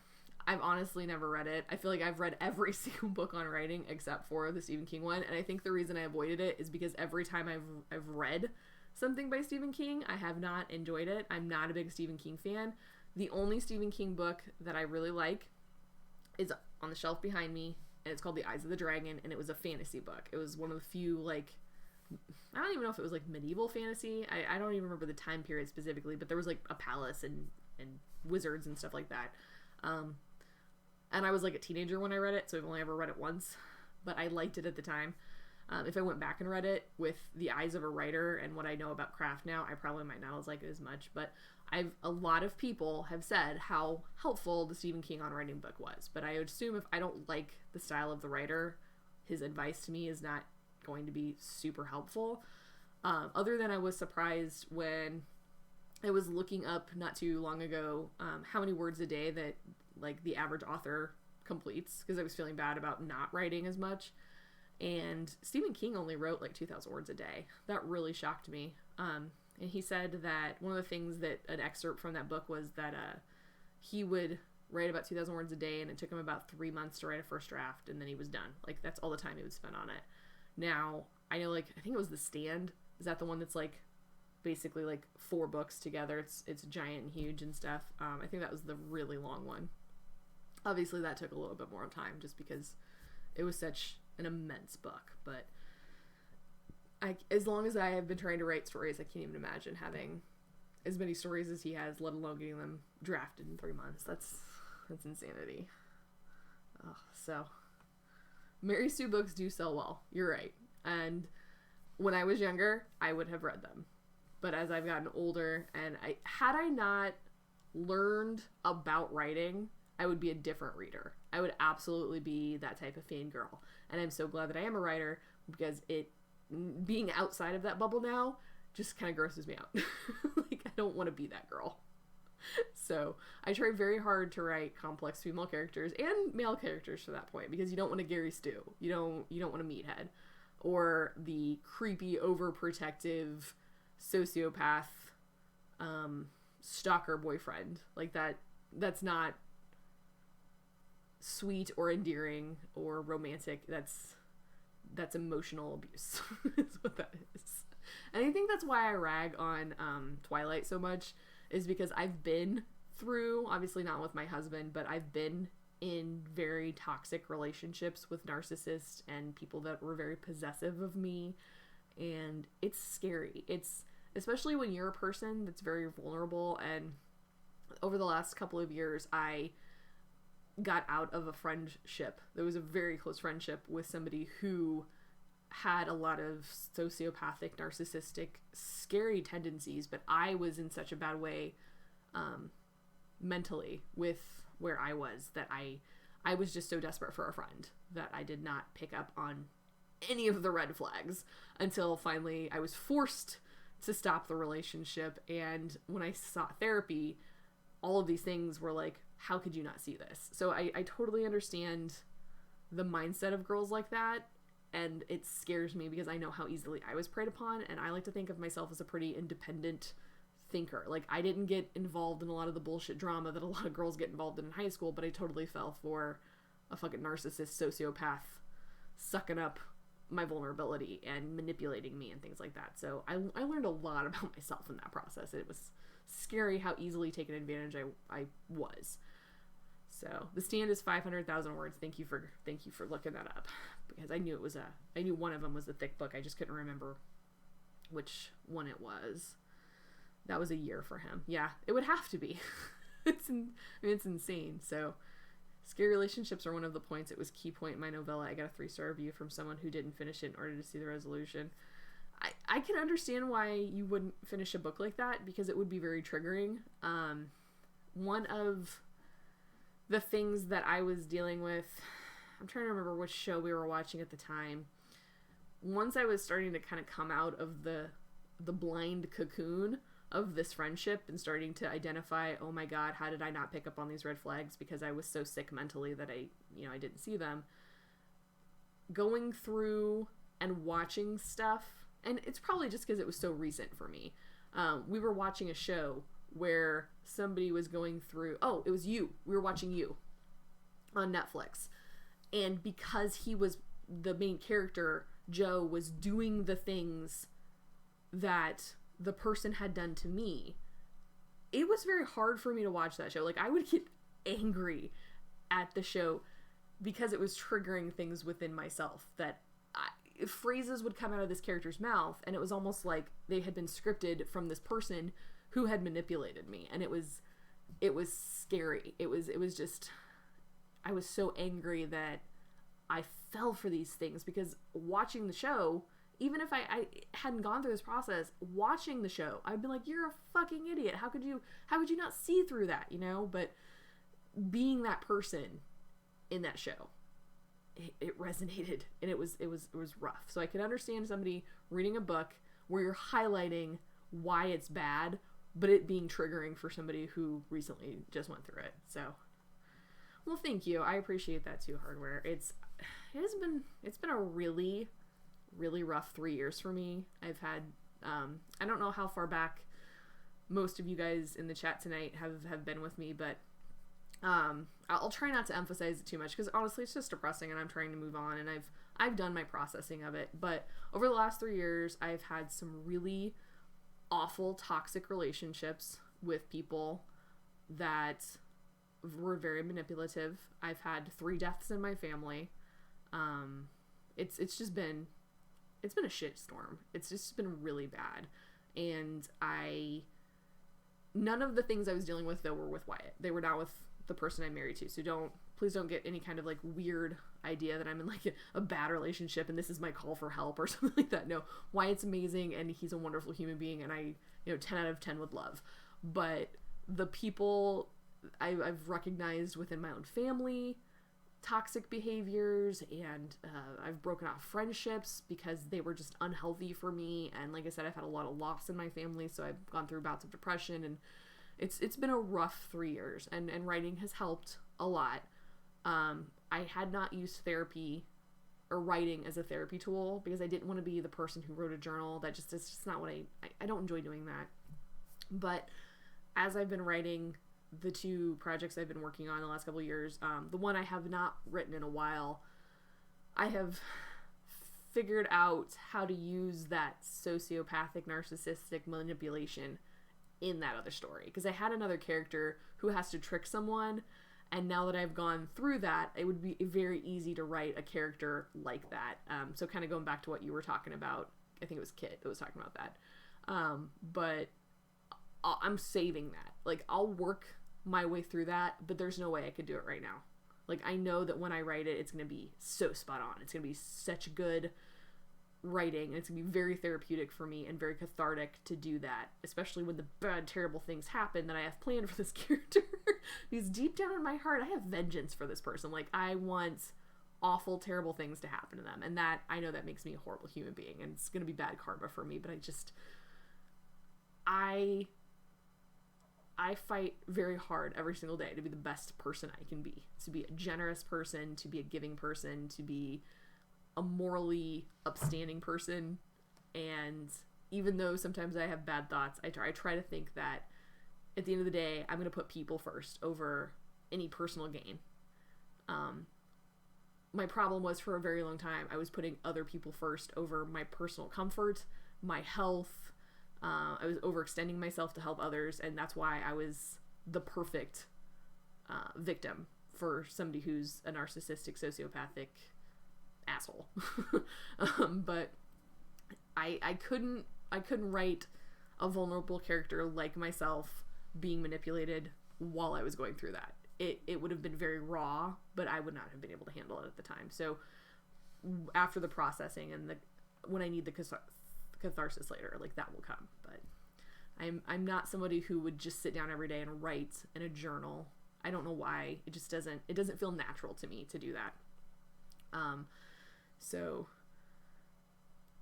if they're really bad, they will sue you though. Well, yeah, but they can't prove. I'm not going to name the character after them. They don't own my experience. So yeah, that's not even going to be a concern. Besides, this person's life is so messed up that they probably couldn't use the internet to find a lawyer if their life depended on it. Because part of the problem I had with this person was I wanted to save them. I saw all these problems they had, and I thought if they just didn't have anybody that cared enough about them to take care of them. And so I became their crutch, and I was doing their job for them, and I was, taking on responsibilities for them, and I would try to care for them. Like, if they had a bad day, I'd buy them a present, that kind of shit, and so it was emotional trap is what that is. It was an emotional trap. So, oh, thanks, Deborah. That's okay. I saw that you just popped up with the host, but you're cool. It's no big deal. So, yeah, definitely put my bad thoughts into characters, but when I'm ready to do that. So I needed some time to do that, and I'm getting there. The things I'm dealing with now, where I'm processing through the story I'm writing now, have to do with the family stresses and the mental issues that have popped up personally from being in the family I was in. And that's why so much of my story is my character dealing with her relationship with her parents and her siblings and all that jazz. But in my other project that I anticipate well, I shouldn't say anticipate. I would love for it to be that easy, but that I would want to finish after I finish Intrepid is definitely going to be more based on that experience of being taken advantage of. So, all right, we are at 8:30. Let me get a drink here. I'm gonna top off my tea because it's about that time. So, and hardware, I feel bad. I keep forgetting to put ginger in my tea. I promised you I'd do that, and I keep forgetting to do that. Although when I bought shampoo the other day, I bought shampoo with ginger in it, so it's got a kind of a rich spiciness to it. It's not like Old Spice spicy, but it does have, I can smell the ginger in it. It's very tangy, I guess is the word. So hold on, sorry, I got distracted because I left my tea bags in my little thermos, so it'd be nice and dark and flavorful, and they plopped out while I was trying to fill up my mug. I'm amazed I didn't make a mess. So there we go, warm refill. We're good now. Okie dokie. You wish it was 8:30. Well, it is here. It's 8:30 p.m. on a Friday here in the good old Central Standard Time. Let me minimize my window. Okay, so you guys can go back to talking about whatever you're talking about. I have... Oh god, this feels like I have so much left tonight. Okay, talking about cause and effect. Try and fail. Okay, that's what I want to talk about next, because we're talking about cause and effect. So, within... It doesn't have to be every scene, but there has to be scenes where you set up the try-fail sequence of your character attempting to do something, to make an action, making a choice that will further their cause, get them closer to their main goal, their objective, and the character has to make several attempts to reach their goal through either the same attempt where they get a little further each time, but every time they try, the consequences are bigger and bigger, or they have to make different attempts and then change their methods and then try again and then modify that and then keep going. So there has to be some process of try, fail, and the reader has to see that. So if they fail several times, we're going to feel like when they do achieve their goal, there's more to be earned. Like, it's going to be the difference between having something handed to you and really earning the right to be happy and proud about something. So the reader will be more compelled to feel like they were on this journey with the character and that it was earned, right? So if there is a success, which there's nothing wrong with that, you have to go back to the yes but no and situation. So did they succeed? No, and this happened. Or did they succeed? Yes, but now other complication has cropped up, which will make them have to try again because maybe the success was bittersweet. You know, maybe they attempted to do something, but they lost someone close to them. So they had a small victory, but it was overshadowed by the loss. You know, so little things like that. The no and yes but is a very successful method. It's a very easy method for linking your chains of your scenes together. Alright, scene and sequel. This might be the last thing that I talk about. I think I'm going to save the types of scenes. Yeah. So the last two things we're talking about tonight, because we're getting on 8:30, is I'm going to talk about scene and sequel, which is I read about it first in the fantasy fiction formula by Deborah Chester, but I've seen other authors talk about it. I think Cam Weiland talks about it too, who was a author I was talking about last week. So scene and sequel is a lot like cause and effect, except the cause and effect can be seen within. I shouldn't say seen within a scene because that's confusing. The reader can see it within a scene, or you can use scene and sequel as two separate scenes in separate chapters. So you have to have some kind of consequence for every action that's made, correct? So Chester calls these sequels the follow-ups, not like a movie follow-up to the original film would be a sequel. She simply means that this is the thing that immediately follows the action that took place in the last scene. So it can be a little confusing when I say that you're writing a sequel, to a scene because it sounds like you're talking about like the second book in a series or the second movie in a series or something like that. We're specifically talking about you wrote a scene, a chapter where there was a lot of action, a lot of drama or melodrama or emotionally heavy stuff, right? And now it's time for the main character to process everything. So you can get a vision inside their head and to hear their thoughts and to figure out how this has affected them. Because as we've talked, that's the story. That's where we see the change occurring in the character. So if someone dies, you have to go back and take the time for the character to process through that. So using Harry Potter, since that's what is on in the living room, hey, Big Tuna, nice of you to join us tonight. It's funny because I just saw a commercial today that had the guy that plays Jim in it. I can't think of his name, but he was in a commercial, and it was random because it was him and Rachel Dratch and Chris Evans. And I think it was like a Hyundai car commercial or something like that. But thanks for following tonight. Appreciate you hanging out with us. So everything that happens in a scene has to have a consequence, right? So Harry Potter and Order of the Phoenix, when Sirius dies, we see follow-up scenes within that book and in books following that where he talks and thinks about the consequences of losing Sirius, because Sirius was his last chance at a parent. And then when Dumbledore dies, it's like he's out of chances. Like, why is it every adult in my life that cares about me dies, you know? So we see scenes where he's contemplating and thinking about the loss of Sirius in the third book, when he basically realizes he has a godparent and he has an adult figure in his life that will care about him. And then immediately that's taken away from him, and we see those processing scenes. So it's important for us to have time for the character to just be quiet and think. Now, that is going to slow down the pace of the story, and that is okay, because that helps to create tension in its own way. Because even though it's not like bam bam action, we have to have those low points and the slow points for us to find it believable and for us to get a vision of what's going on the character side, because that's where we're going to see the change arc happening. That's where they're going to make decisions based on the consequences of their choice. So if they're going to choose to never do that again, whatever they did, consequence, now I realize this is the consequence. I have to make a promise to myself I'm never going to do this again, or this might happen. And so that becomes a weight, a burden on their shoulders, where every time they think, even if they're tempted, wait a minute, no, I know this is what's going to happen.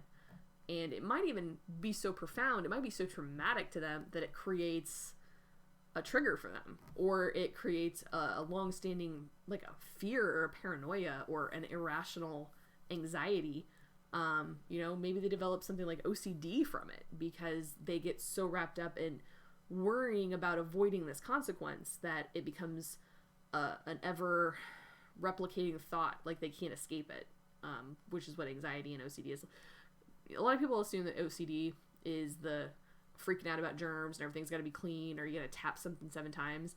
That actually comes from the root of OCD is called pure O, where it's just you have racing thoughts that are irrational. Even if you recognize that they're irrational, they feel real. So, for example, I have pure O. I was diagnosed several years ago with it, and one of my things that I constantly do, and it affected my life to the point where I had to buy a special alarm clock for it, was I was constantly paranoid that I hadn't set my alarm clock, because I was so paranoid about being late for work. A lot of my anxiety and my OCD had wrapped around my performance in things, so like how I was viewed at work and things like that, because I'm a very achiever type personality. And so I would lay down to go to bed at night, and first thing I would do is I'd roll over and I would set my alarm. And this is before I bought my new alarm clock, which I'll explain the difference. But I would roll over and I would set my alarm, and then I'd roll back over and I'd start to go to sleep. And in about 5 seconds, 10 seconds, 30 if I was really holding out, I would have to roll back over and check that alarm, even though I just did it and I knew that I had set it and I had set it correctly. I would think, well, what if I accidentally set it for PM instead of AM? Because I had done that once. I remember one time when we had lost power and I wasn't thinking, I was just in a rush to reset the alarm. It said the time, and because it was in the afternoon, I just went like, it was like 4 or something like that. So I was like, boop, boop, boop. It hit it up to like 6 or 5 or 6 when I woke up. Not thinking, just because I was in a rush. And of course, it was set for PM instead of AM, and I slept in. My alarm didn't go off, and I was late for work that day. So I was embarrassed, and I got all upset, and I was like, worried I was going to get fired. And a lot of the OCD stuff is slippery slope, where one thing happens, and somehow this random event can lead to this outrageous outcome. So I was very prone to routine. I still am, but I was psycho about it, where I had to be up out of bed by a specific time, like by the minute I had to be up out of bed, because I had to let my dog out by another specific minute, so I could start my tea at another specific minute, so it could be boiling by the next specific minute, so I could get into the shower at a specific minute and be out of the shower at this specific minute and let my dog back in and feed that dog, because all of these things had to happen in a specific order, because if not, I might be running late.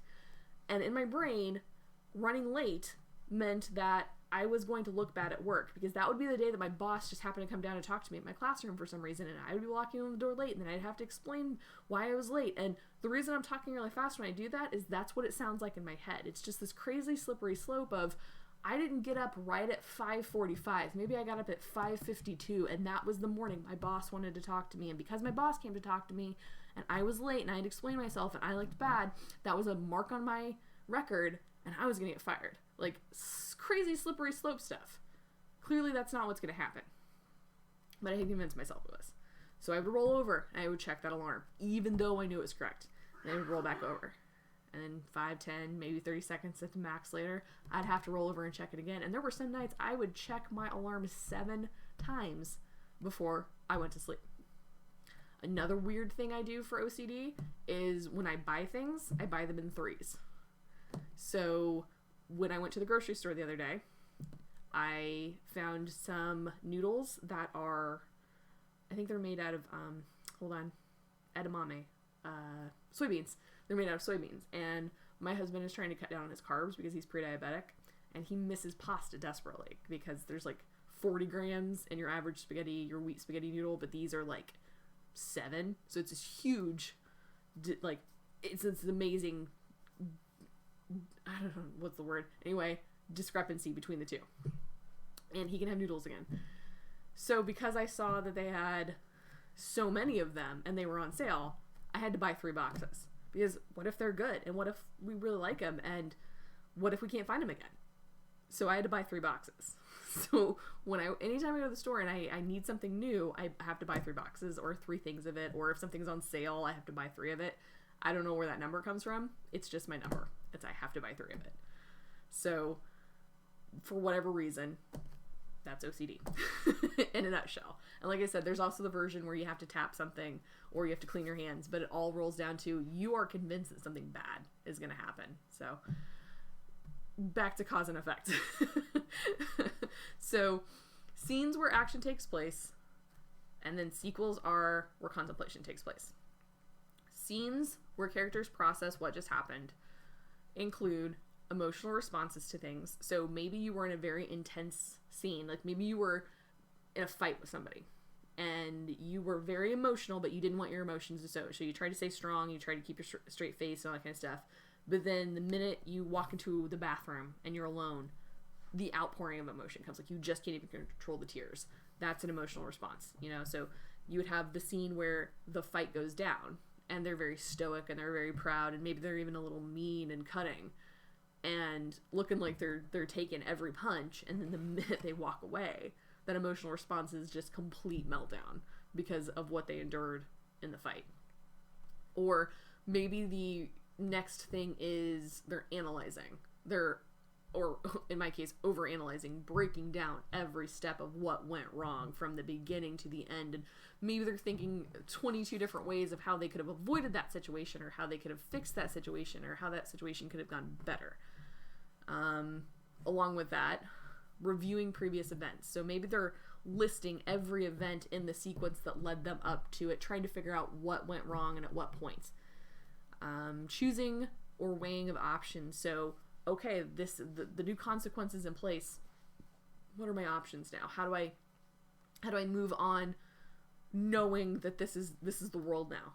This is the situation I'm stuck in. These are my only choices. Let's weigh my options. I feel like I play this game with my students all the time, where if I have a particularly non-compliant student and they don't want to do what I need them to do, what they need to do to get their task done or to complete a goal that they need to work on or whatever, a lot of times I'll get a kid that doesn't want to do something in class, and I don't have a lot of options when a kid is unmotivated and just simply doesn't want to work. They become an obstacle to me completing my goal, being able to be there for the students that want to comply and want to learn and want to get their stuff done, whether that's a reading task or an activity or a game that we're playing. It doesn't matter what kind of thing we're doing. Anytime I have one student acting up, even if it's quiet acting up, even if it's passive resistance, that completely derails what I'm doing, because now I have to focus on my energy. So I'm often having to weigh options for them of saying, okay, here are your options. You can do what we're doing, or you can leave the room, because I can't have you resisting while you're in here. Like, if you choose not to do this, you're welcome to go to the office and face the consequences of having to explain them to the principal while you're in the office. But I'm not going to let you just sit in here and play on your phone, or I'm not going to let you just sit in here and sleep. Even though you might be quiet, that first off, it doesn't help you. You're going to take a 0 on this assignment because you're not going to get it done. But for whatever reason, I'll lay out the options, and constantly they want to negotiate with me of like, well, what if I just give me like 10 minutes and then I'm all about compromising with a kid, but in a lot of cases, I can't compromise in that moment. I gotta be the authoritarian. I gotta lay down the law. And these are your options. I'm sorry you don't like them, but these are your options.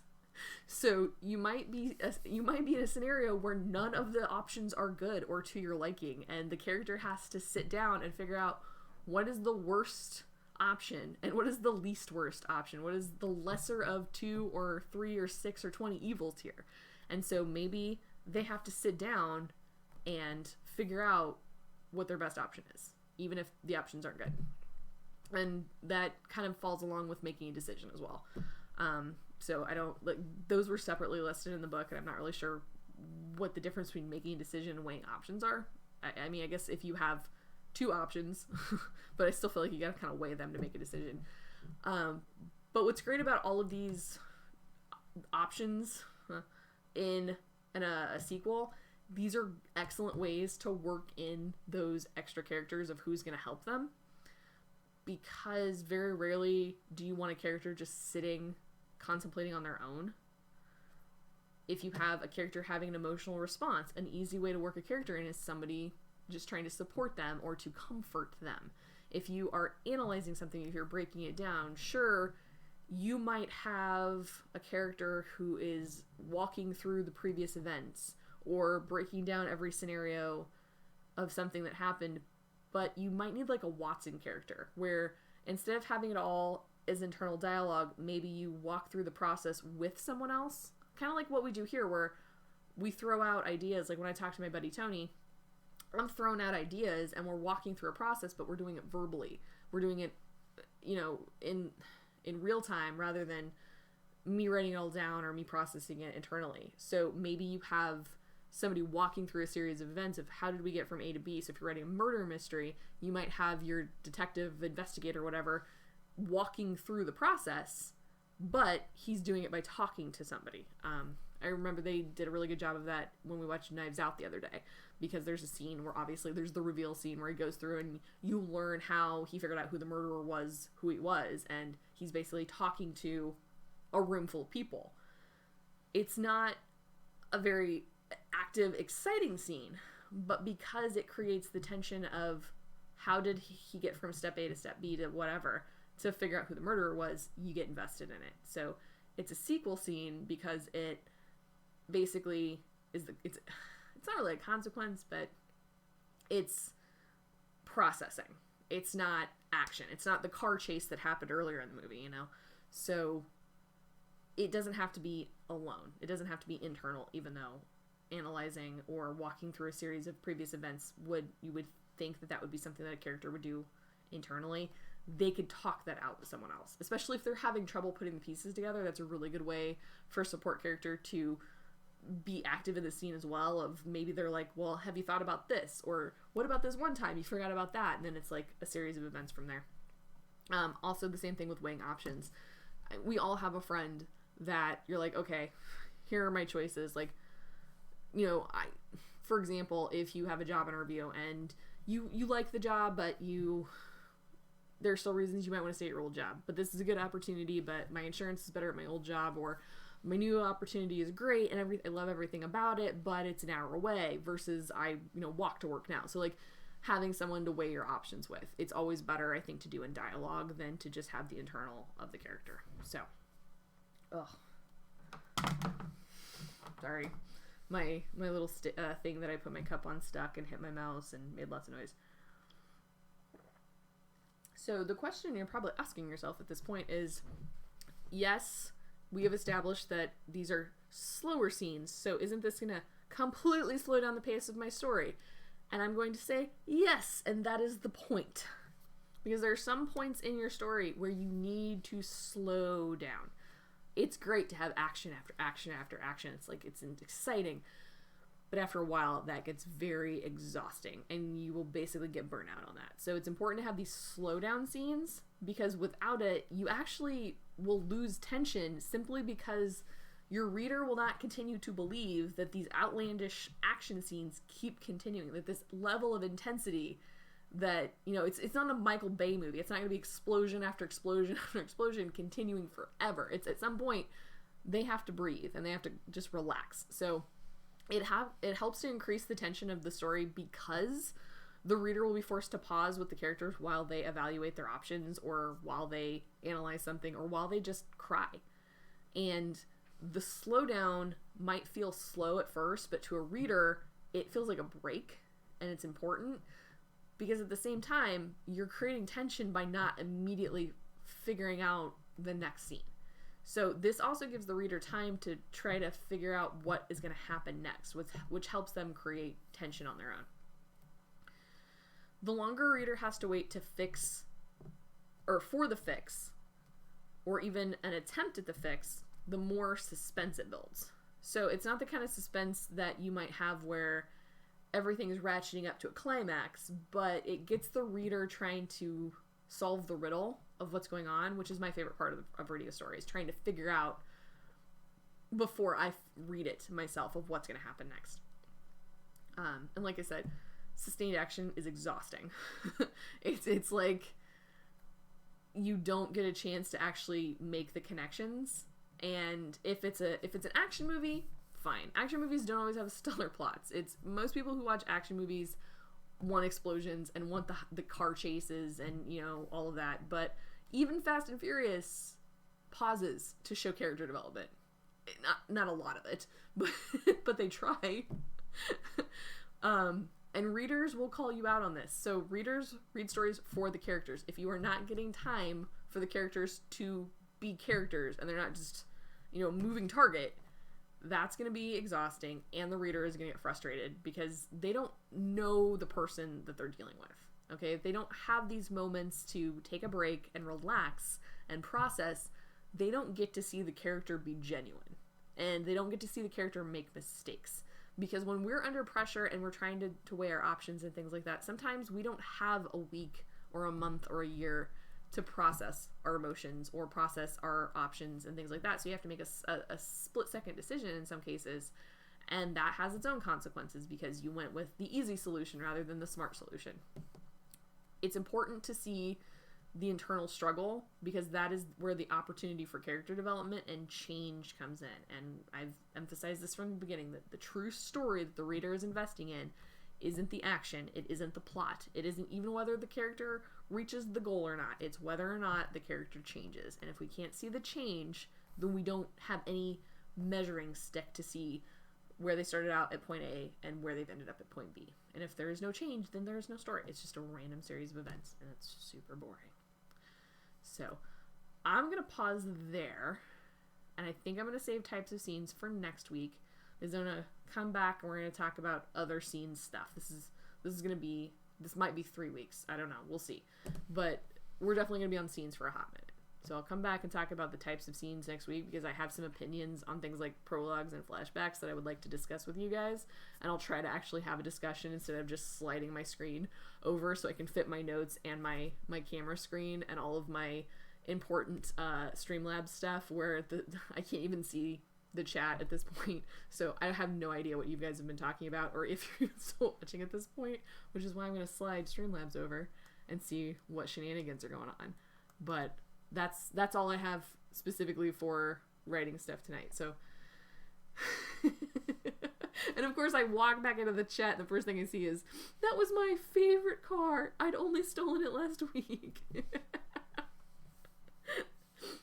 One of the things that I was reading about in here, going back to the thing you just said, Kit, about prologues, is make the argument where they make 4 prologues and when you definitely should not use prologues. So that's one of the things I want to examine. And then, of course, making the argument of if you need a flashback, a prologue's a good time to fit that in because it's non-linear and blah, blah, blah. But that we can save that for next week.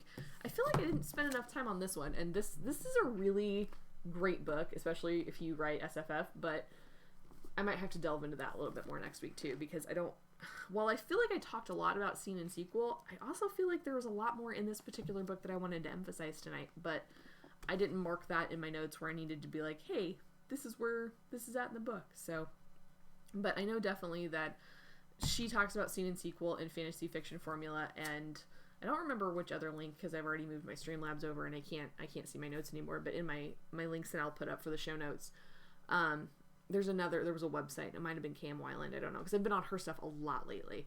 Which is weird because I love the stuff she's got on her website. But I feel like when I go to her book, it's not super helpful. So there's a weird disconnect there. Maybe it's just because she's got different stuff on her website. And it's just what I need to hear right now. But there's the scene sequel stuff. I could spend like an entire episode just on that. But I'm going to hold off on that for right now. So, let's see. What were you guys talking about? Weird conspiracy theory. The octopus on the shelf is called Malgus, and he's the kingpin of the Norwegian cartel. Incorrect. His name is Ocho. And his hat is a replica of Jane's hat from Firefly, which was made to me by my friend who knits, and she also made me a red and gold Gryffindor hat and scarf set, and it was a very floppy version of it because she didn't have my right head size, but the fez that you guys see sitting up next to Ocho, I have a knitted version of that as well. It's obviously not the same one, but she made a knitted fez for me a long time ago. So she also made me a cool set of gloves, but they aren't nerdy fandom based. They're just, I needed gloves, and she was like, hey, I have a cool pattern for gloves. What colors do you like? And I gave her a list of colors, and she made me cool gloves. So that being said, his Malgus would be a good name though. But the reason I have my octopus is because, fun fact about me, my actual favorite, as much as I love my cats, my favorite animal in the world is an octopus because they are magnificent creatures, and I'm pretty convinced they're the smartest things on the planet. And you could argue with me on that, but I would say that they seem like they're not the smartest ones on the planet, but I think that's proof that they are, because I think that they're smart enough to realize that if we realize they're smarter than us, then we will try to annihilate them. But they are evil geniuses, and I love them for that, because they can escape from anywhere. You can squeeze them into a jar and tighten it, and they will use their suction cups to move the lid and escape it. They can escape from aquariums.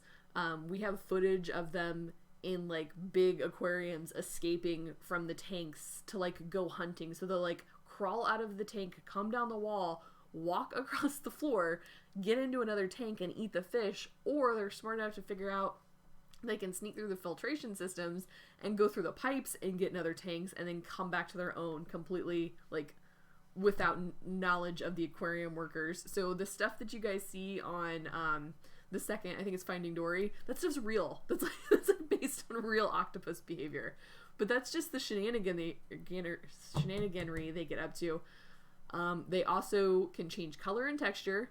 So if you've never seen the video footage of them on, like, anytime that a diver has, like, accidentally snuck up on an octopus and you thought it was a rock and then suddenly it looks like an octopus, I love that. That's mesmerizing to me. I think that's incredible. But the reason I love octopi so much, I don't know if it's what the correct one is anymore, because I was told we don't follow that anymore, but whatever. The reason I love an octopus so much is because I think it was in like early 2000s, or maybe it was the late 90s, I don't remember. I remember it was early enough that computer graphics were still questionable. The Discovery Channel, I want to say, did a show where they speculated about which animal races would eventually evolve to be the dominant races on the planet. So, like, after humans, like, after we obviously destroy ourselves because it's a matter of time, they speculated that eventually the creature that will next come out of the oceans and be the dominant sentient species will be octopi, whatever you want to say. And they will eventually move to land and grow lungs. And they speculated that there would be different types, just like we have different primates of different sizes, and they can use tools and things like that, which octopus can already use because they're super intelligent. Also, before I get back on that tangent, an octopus can teach other octopi. So if you put one in a maze and then it figures out how to get through a maze, if you put it back at the beginning of the maze with another one, it will teach the other one how to get through the maze. So they're super smart. But this show theorized that they would evolve into different types, and so you would have massive land squids and octopus that would be like elephants, and then you'd have like spindly ones like capuchin monkeys that live in the trees. I just loved the idea, because it was about the same time that Galaxy Quest came out. And the alien race that comes to collect the people that work on the show were like an octopoid race.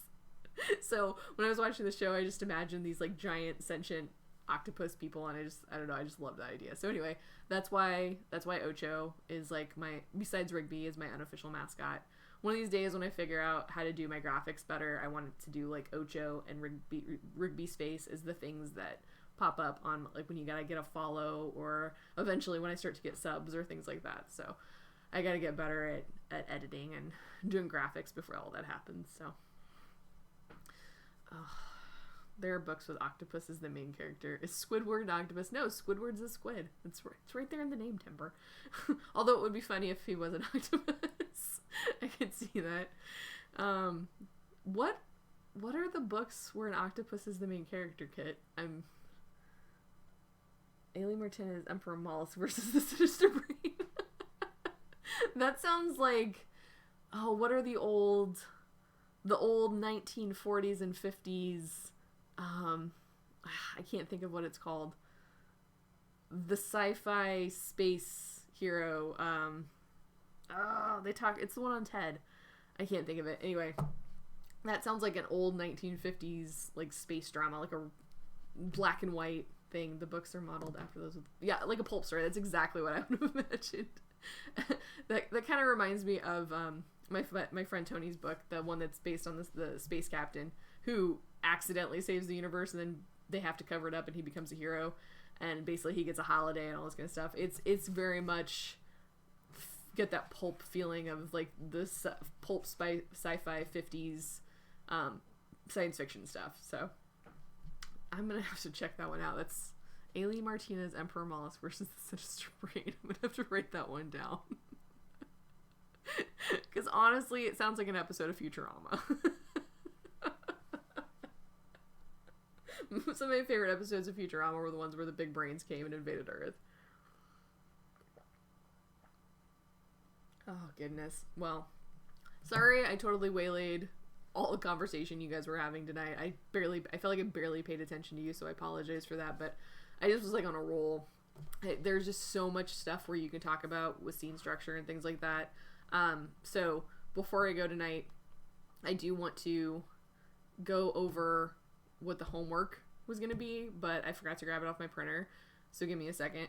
I have to go grab something from the other side of the room. So I'm just going to pause real quick, throw up my Be Right Be, because I'm going to come back and give you guys the homework assignment, and then I'm probably going to go to bed. So give me just one quick second.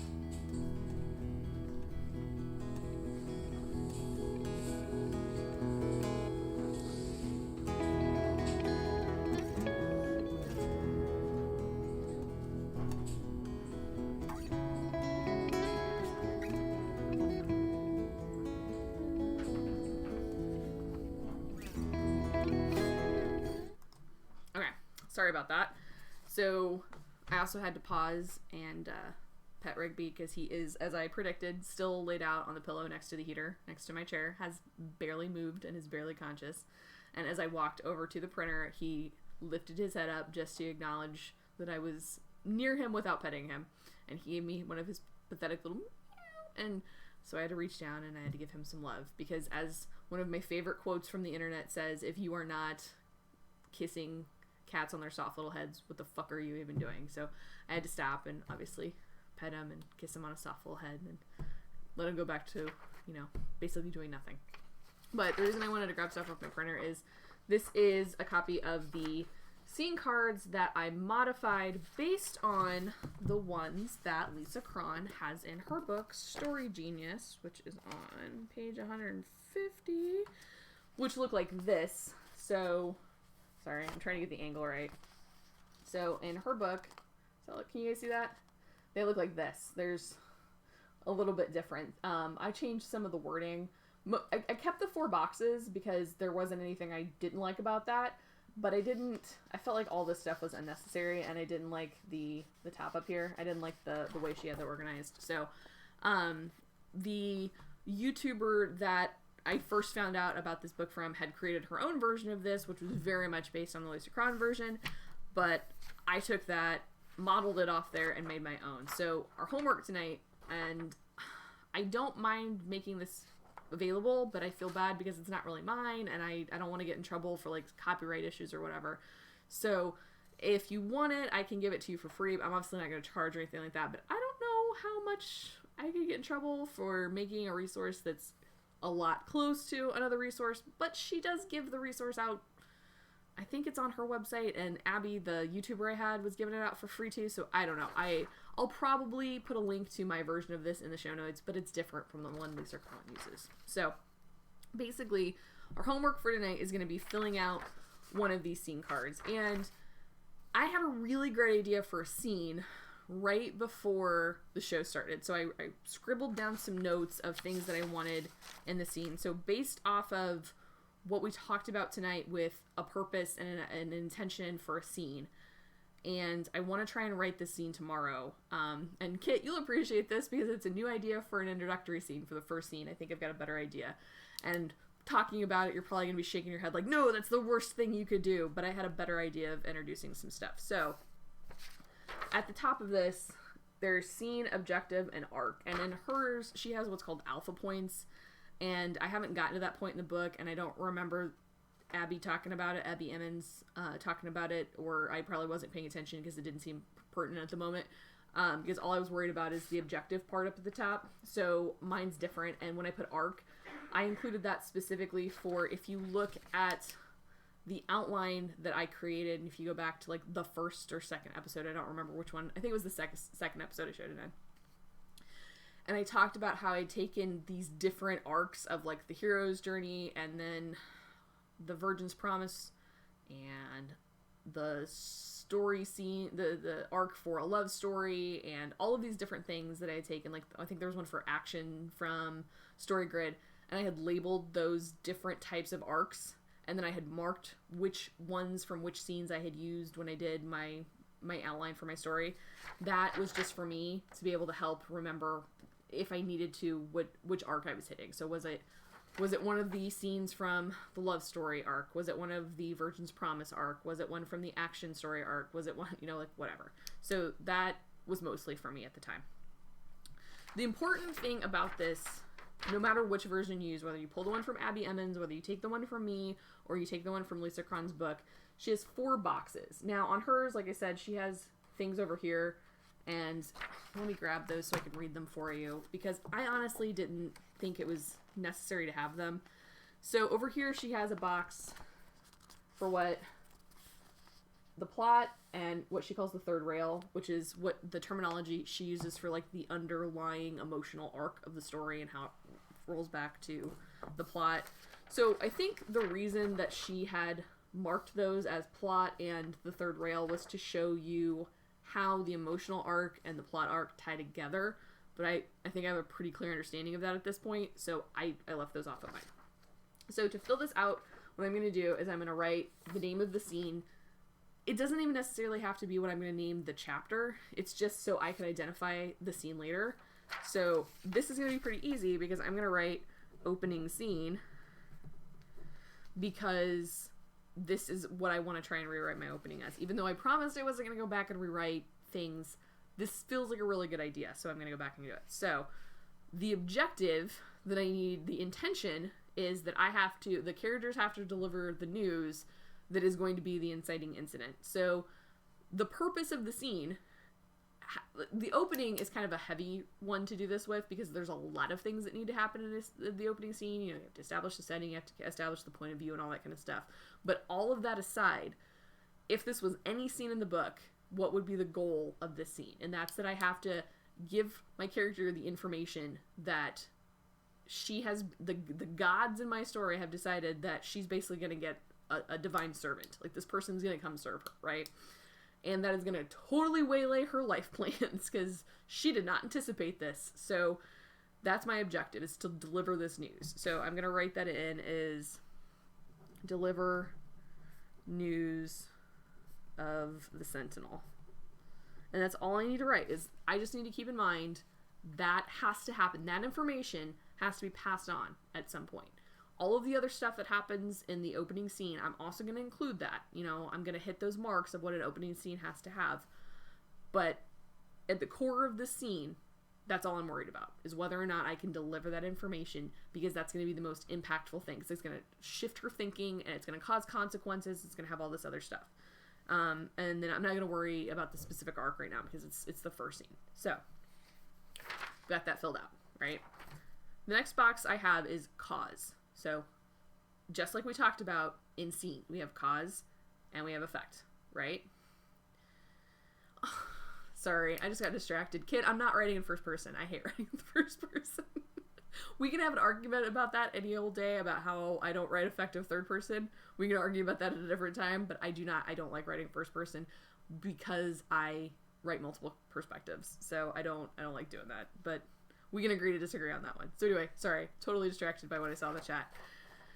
This is why it's good to have the chat off the screen while I'm trying to give lessons, because I would be so bad. Anybody who's ever been in one of my classes, Timber can attest to this, I am one of the easiest teachers to get off on a tangent and totally get off target on. So it's good that I don't have that distraction. Okay, so what happens, the cause. So I'd kind of been brainstorming about something that Kit had told me about where I want to start my scene. So a place that, you know, they're comfortable in, a place that is, especially if I wanted to focus on, this was like a serene place for them, and to emphasize the chaos that ensues. So to put them in a safe place. Yeah, see, Timber's attesting to that. Put her in her safe place, somewhere that is comforting and serene to her, and then have bad news delivered there to, like, almost ruin this place for her. So I thought one of the things I could do is that I want to introduce books throughout my story that she has that help deliver information, very much in a way that, like, you know, going back to Harry Potter, Hermione uses, in the history of magic, or I just read, you know, Rita Skeeter's book, or like whatever, like pulling information out of there. And I had thought originally I might be able to pull in almost an epistolary feel, where, because I've seen books do this before. One of the only romance books I've ever read was a book where the main character found out that she was related to the real life inspiration for Romeo and Juliet, and she had, I want to say it was like the priest who had married them in real life had a journal or had written letters or something like that, and so she had like she'd found them in a safe or something like that after a relative had died. And so she would come home after like all the action scenes and stuff like that was going on, because she was also like, other things were happening. She was in Italy. I think the mafia was involved. I don't remember. It's been a long time since I read that book. But she would come back to the hotel where she was staying, and like at the end of the night to relax, she would read these letters, the journal or whatever it is. So they would go from her perspective to, they would jump back to like the 1500s when her ancestors lived. And even though she was reading the letter, the chapter would be in real time.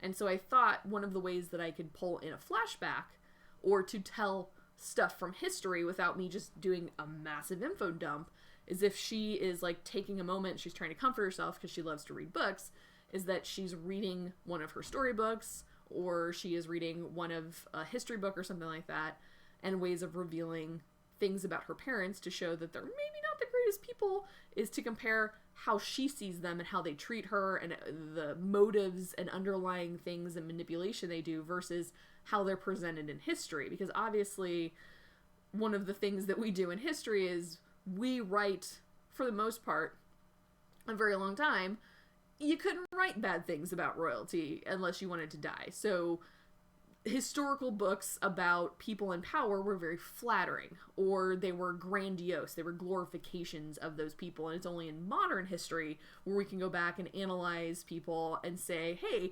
Abraham Lincoln was a pretty okay dude, but he wasn't perfect. Or, yeah, George Washington and Jefferson, they owned slaves, you know, like things like that. So I really liked the idea of that juxtaposition, where it gave me an opportunity to throw a flashback in without it feeling like I was totally derailing the story. But at the same time, it allowed me to write in the present moment by using a method that was almost epistolary, but not quite. So I wanted her to be in a bookshop looking for a specific book. Like, one of the little things that she can have is the original idea of starting off with this beloved storybook. I've kind of changed that and thought, well, maybe if they were like, going back to what Kit said earlier about like Pulp Fiction or something, what if it was all based on this original legend, and then some author had created like a series of books, very much like you would see like a serial novelization for like the 1800s or something like that. And so maybe she's on the hunt to collect all of these books. And so that was, I thought maybe she's with her sisters instead of them gate crashing her meditation space or whatever. She's in this bookstore and she's trying to find it. And so she's like, you know, it's Princess's Day Off or whatever. And she's got her sisters there. And I know every time I go shopping with my mom and my sister, we gossip. And, you know, you got the conversation going. And they're bickering about something. And she's bickering back at them. And then suddenly this messenger shows up. So what happens? In that space, you're going to write the literal breakdown of what's going to happen in the scene. So, you know, characters in a bookstore. I'm not going to take the time to write all of this while I'm on screen because it's going to take a long time for me to write because I do very detailed ones for this. So basically, you're going to bullet point. In my particular case, it would be they're in the bookstore, they're having conversations, she's searching for a particular item, messenger shows up. Next thing over here is consequence. So this isn't necessarily going to be the thing that happens in this chapter, but it will be part of an entire scene. So like I said, a scene doesn't have to take place within one chapter. Multiple chapters can happen within one encompassing scene, and the scene can be pretty big. As long as it fulfills the arc, you're fine. But there will be a consequence for what happens in this scene, for how she reacts, how, you know, the messenger delivering the news, you know, all of that jazz. So here I'm going to write the physical what happens, and this is going to be the consequence. You know, so eventually, short term, she's going to be mad at her parents. She's going to be mad at the world. She's going to be in a pissy mood, right? Long-term consequence, because she's in a pissy mood, then when she comes back to the palace and her dad's like, where have you been? I need you to come to this meeting because in case you forgot, you're kind of inheriting the kingdom in a couple of years. He drags her in a meeting, and because she's not in the right headspace for it, she's already pissed off, she basically goes off on a really important character who becomes her antagonist. Already kind of is her antagonist, doesn't really need any more reason to be pissed off at her, assumes specifically because of who her parents are and already being their antagonist that she's no better than them. So she is in a pissy mood and she kind of snaps off on someone she shouldn't snap off on. So that's a longer term consequence. The longest term consequence is because she knows that she can't escape this, she runs. If I stay here, it's like my life's determined for me. None of these things I want for myself will ever happen. So I have to leave now before this person gets here. Because once they're here, it's done. There's no way for me to escape this fate. And I'm in charge of my own fate, right? So all of those consequences would go here. Whether they're the immediate consequence of her being pissed off and getting in a fight with someone, or the long-term consequence of her trying to run away, which creates consequences of itself. That shows us this, it's the try-fail and the linking of every scene leading to the next one. So when she tries to run away, her vehicle malfunctions and she has to go back to the city, and then long story short, blah, blah, blah. The other two important boxes on here are why it matters and the realization. And then as you see at the bottom here, and so, right here, and so. So very much like the no and. So why it matters. Why is it important that she reacts in this way? Why is it important that news is delivered? Why is it important for the consequences? So, as I expressed, it matters because once she realizes this is happening, she's been avoiding her responsibilities up to this point. She's been avoiding having to do anything with the religion of the world, because even though she's got a divine parent, she doesn't, like, her divine parent is considered like a betrayer to the religion, it was a fallen god. And so because her parent was bad, some people think so, other people don't, they assume she's also bad, right? So she's never had to deal with being worshipped or anything. It's not like the Egyptian pharaohs where they were part god or whatever. She doesn't have temples dedicated to her. She doesn't have people praying to her. She's never had to deal with any of that nonsense, and she does not want it. Now she might have to deal with that. And that's scary. That to her is more scary than becoming a leader of a world. So the reason it matters is because now she's starting to feel trapped.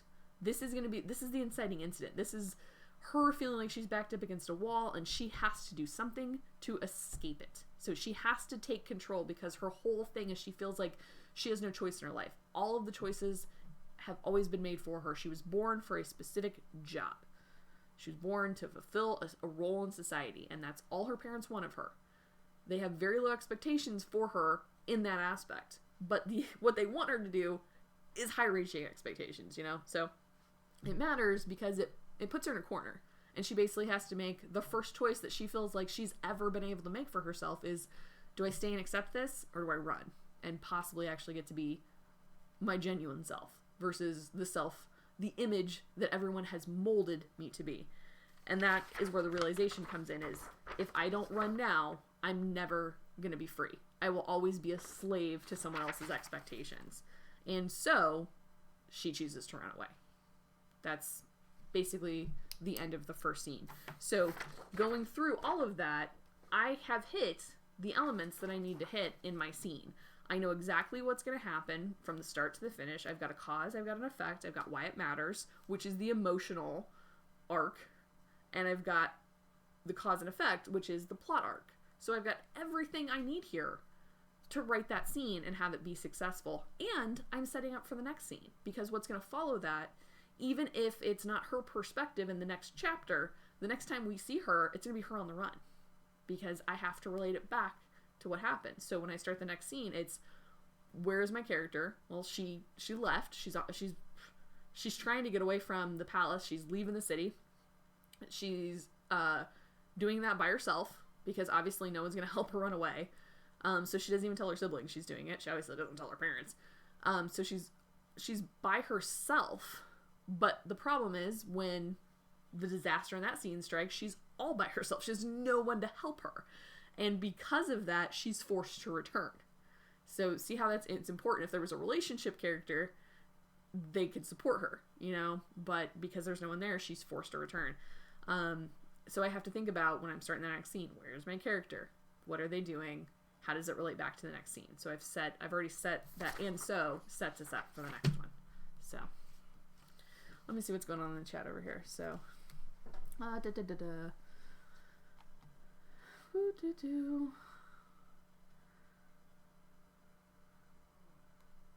Sorry, I'm taking a really long time to read because there's a lot that happens. So if you want to see an R-rated Galaxy Quest that existed at one point, yes, Yes, please. That does sound like a lot of fun. Okay, I'm really going to have to check that out. Is that the same one you were referring to earlier with the... Okay, yeah, I'm going to have to check that out. That sounds like a lot of fun. Yeah, it is 9 o'clock. I know, now it's 9:23. It is. These are going much longer than anticipated, and I'm glad for that. I was a little worried about having enough content to get through several hours and actually maintain stuff that people wanted to watch. So, but we got consistent viewers, and we got people coming back every week, so I must be doing something right. I must be convincing all of you guys I know enough about writing. So, let's see. Rock Hollywood! Oh my god, speak of the devil! Tony, I was just talking about you. That's crazy that you're here with us. Thank you for popping in tonight. I was just talking about your book.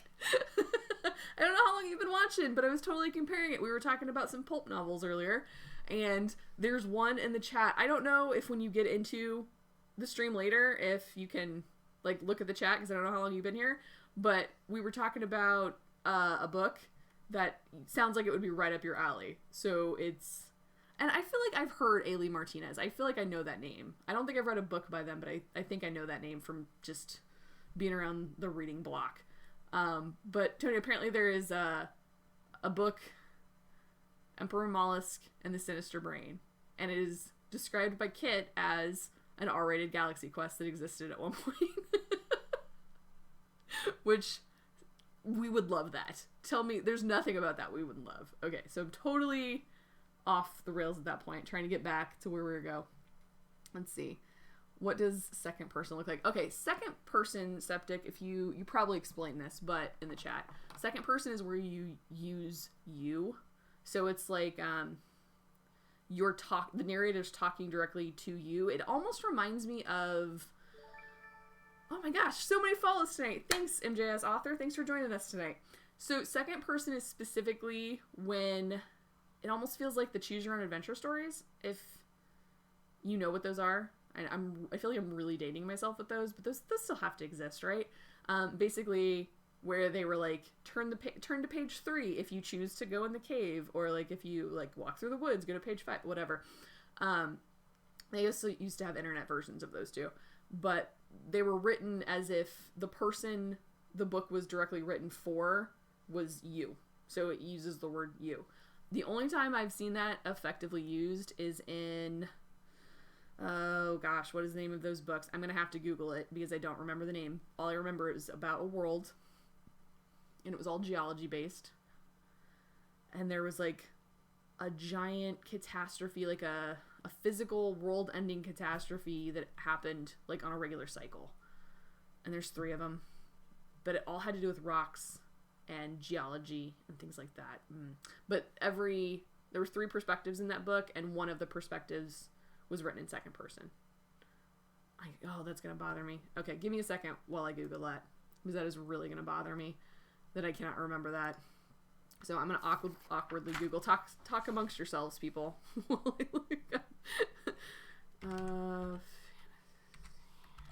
If something about like the end of a cycle.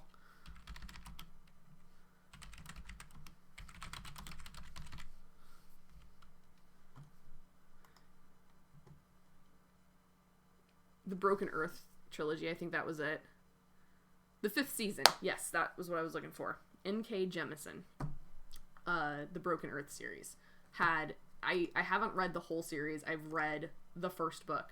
But there were 3 perspectives in that book, and one of the character perspectives was specifically written in second person, which was, you do this, you do that. They only used they and he and she when they were referring to people that you were reacting or interacting with. So... yes, it's pretty hard for second person story. That's why there's so few books about it. I do not enjoy it. I tolerated it because I had the other perspectives in the book, and maybe it's because I haven't finished the series. I didn't understand why the author chose to do 2 perspectives in third person and then suddenly jump back to second. Other than, I guess that was the only way of differentiating the past from the present, because if I remember correctly, the second person perspective was meant to be the one that was currently happening. So and at that rate, I guess they were more effective than the Witcher series, where at least I knew what freaking time period I was in. But it was very jarring. I don't enjoy second person. It doesn't feel like a book to me. So, everyone always says thank you when I give them flowers. Molly says cheerfulings. Sorry, I got totally distracted by whatever you guys are talking about with Molly. A narrator's talking to audience. Oh, that was your example. Using the word you. Okay, you turn the page. Yeah, that's, you guys are talking about second person. Yeah, Molly was sad. Okay, everyone always sad. Yeah, blah, blah. Okay, yeah, you guys got that figured out. That was totally unnecessary for me to explain all that. But... Hi, Tony. I just saw the very enthusiastic... Hi, Becky. So, since Tony's with us today...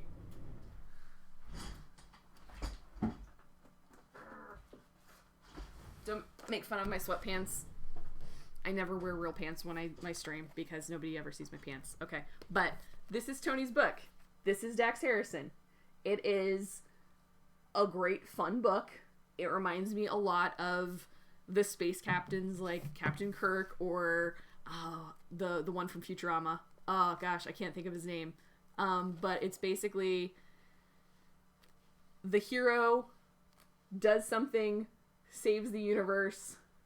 Maybe it doesn't go down exactly like the government says it does. And he becomes a celebrated hero. And then he kind of has to live with the fallout of carrying this weight of being this celebrated war hero when maybe that's not exactly how it happened. And then there's fallout. There are cause and effect consequences where because of what he did in his past as a much younger officer, it comes back to bite the universe in the ass, and then he's the only person that can clean up the mess because he's kind of already dealt with this. So, Tony, if you have it up on Amazon, or if you have a special link that you want people to buy it on, put it up in the chat. I give you permission to share that link. So, because I want people to buy this book, because this is a fun book, and I like it a lot. And Tony and I share a brain and a sense of humor, and we like a lot of the same things. So I want him to be successful because he's an awesome person, and he's got an awesome wife named Meg, and I want them to have an awesome life. And the only way to do that is for you to buy Dax Harrison so he can support himself and eventually quit his awful job of working for the cable company. So, I know Kit also has a book too, but I have not, unlike Tony's, I have not read Kit's, so I cannot attest to it, but I'm sure because he seems to know what he's talking about a lot. Even though if that's probably all a ruse. He's got us all fooled, people. So I know that one was also on Amazon too, so.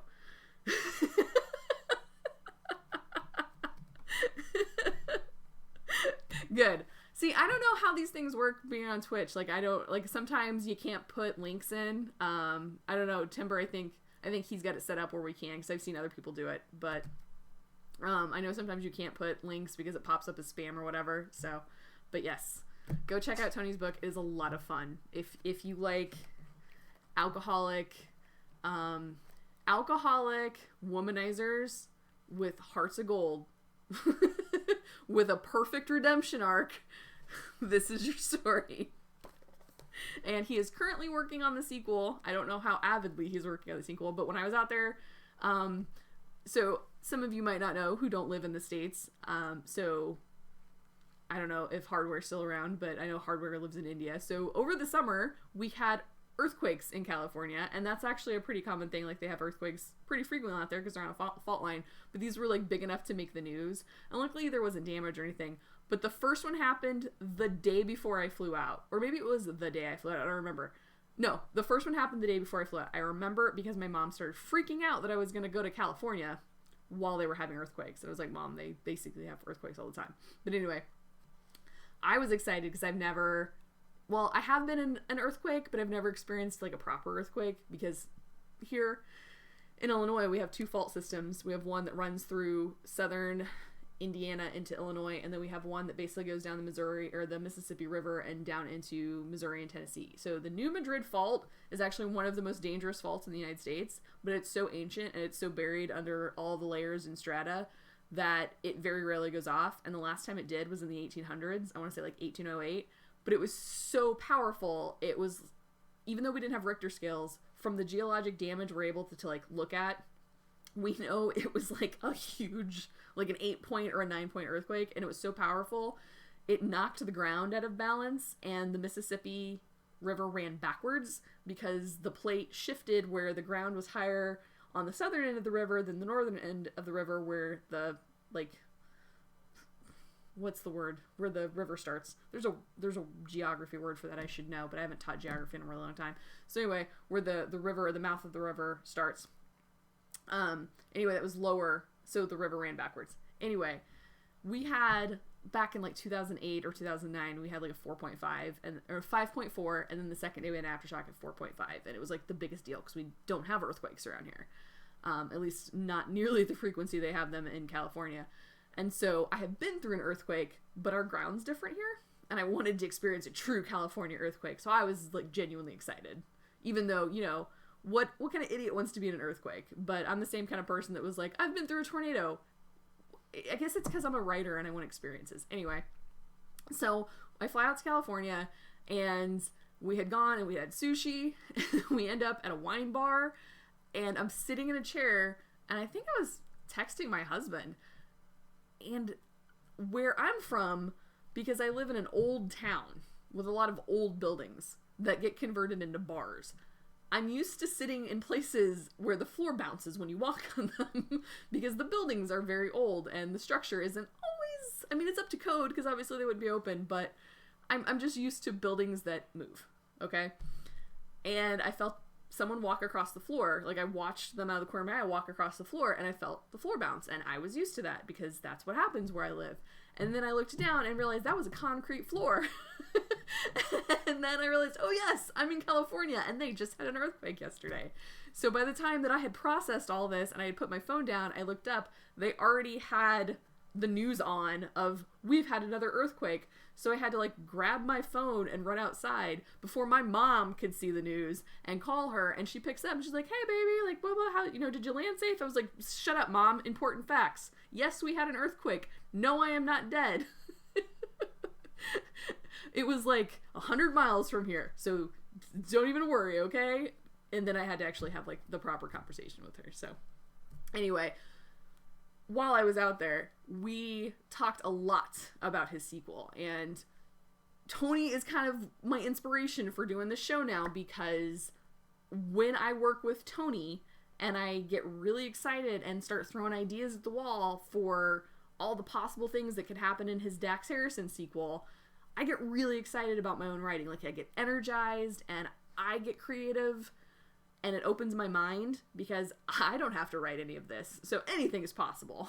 I can't talk myself out of anything that I don't have to write. So I get rejuvenated and my brain opens up and I get all of these ideas, and that pours over into my own, because now that my brain's open and I'm willing to accept bigger ideas, even if they rock the foundation of my story, that energizes me. It makes me a better writer. So part of the reason I wanted to start this community is because I wanted us all to have that. I want us to be able to come, and on, you know, Tuesday nights when we don't have an agenda, like on Fridays when I'm trying to teach a lesson, and we can all just come out and be like, hey, I have this idea, let's hash it out. Or I have this problem, help me fix it. That all stemmed from conversations I have had over Slack and via Hangouts and text messages with this guy right here who wrote this book. So thank you, Tony. I owe you a lot. You are a very good friend to have in both writing aspects and human aspects. So thanks for existing, guy.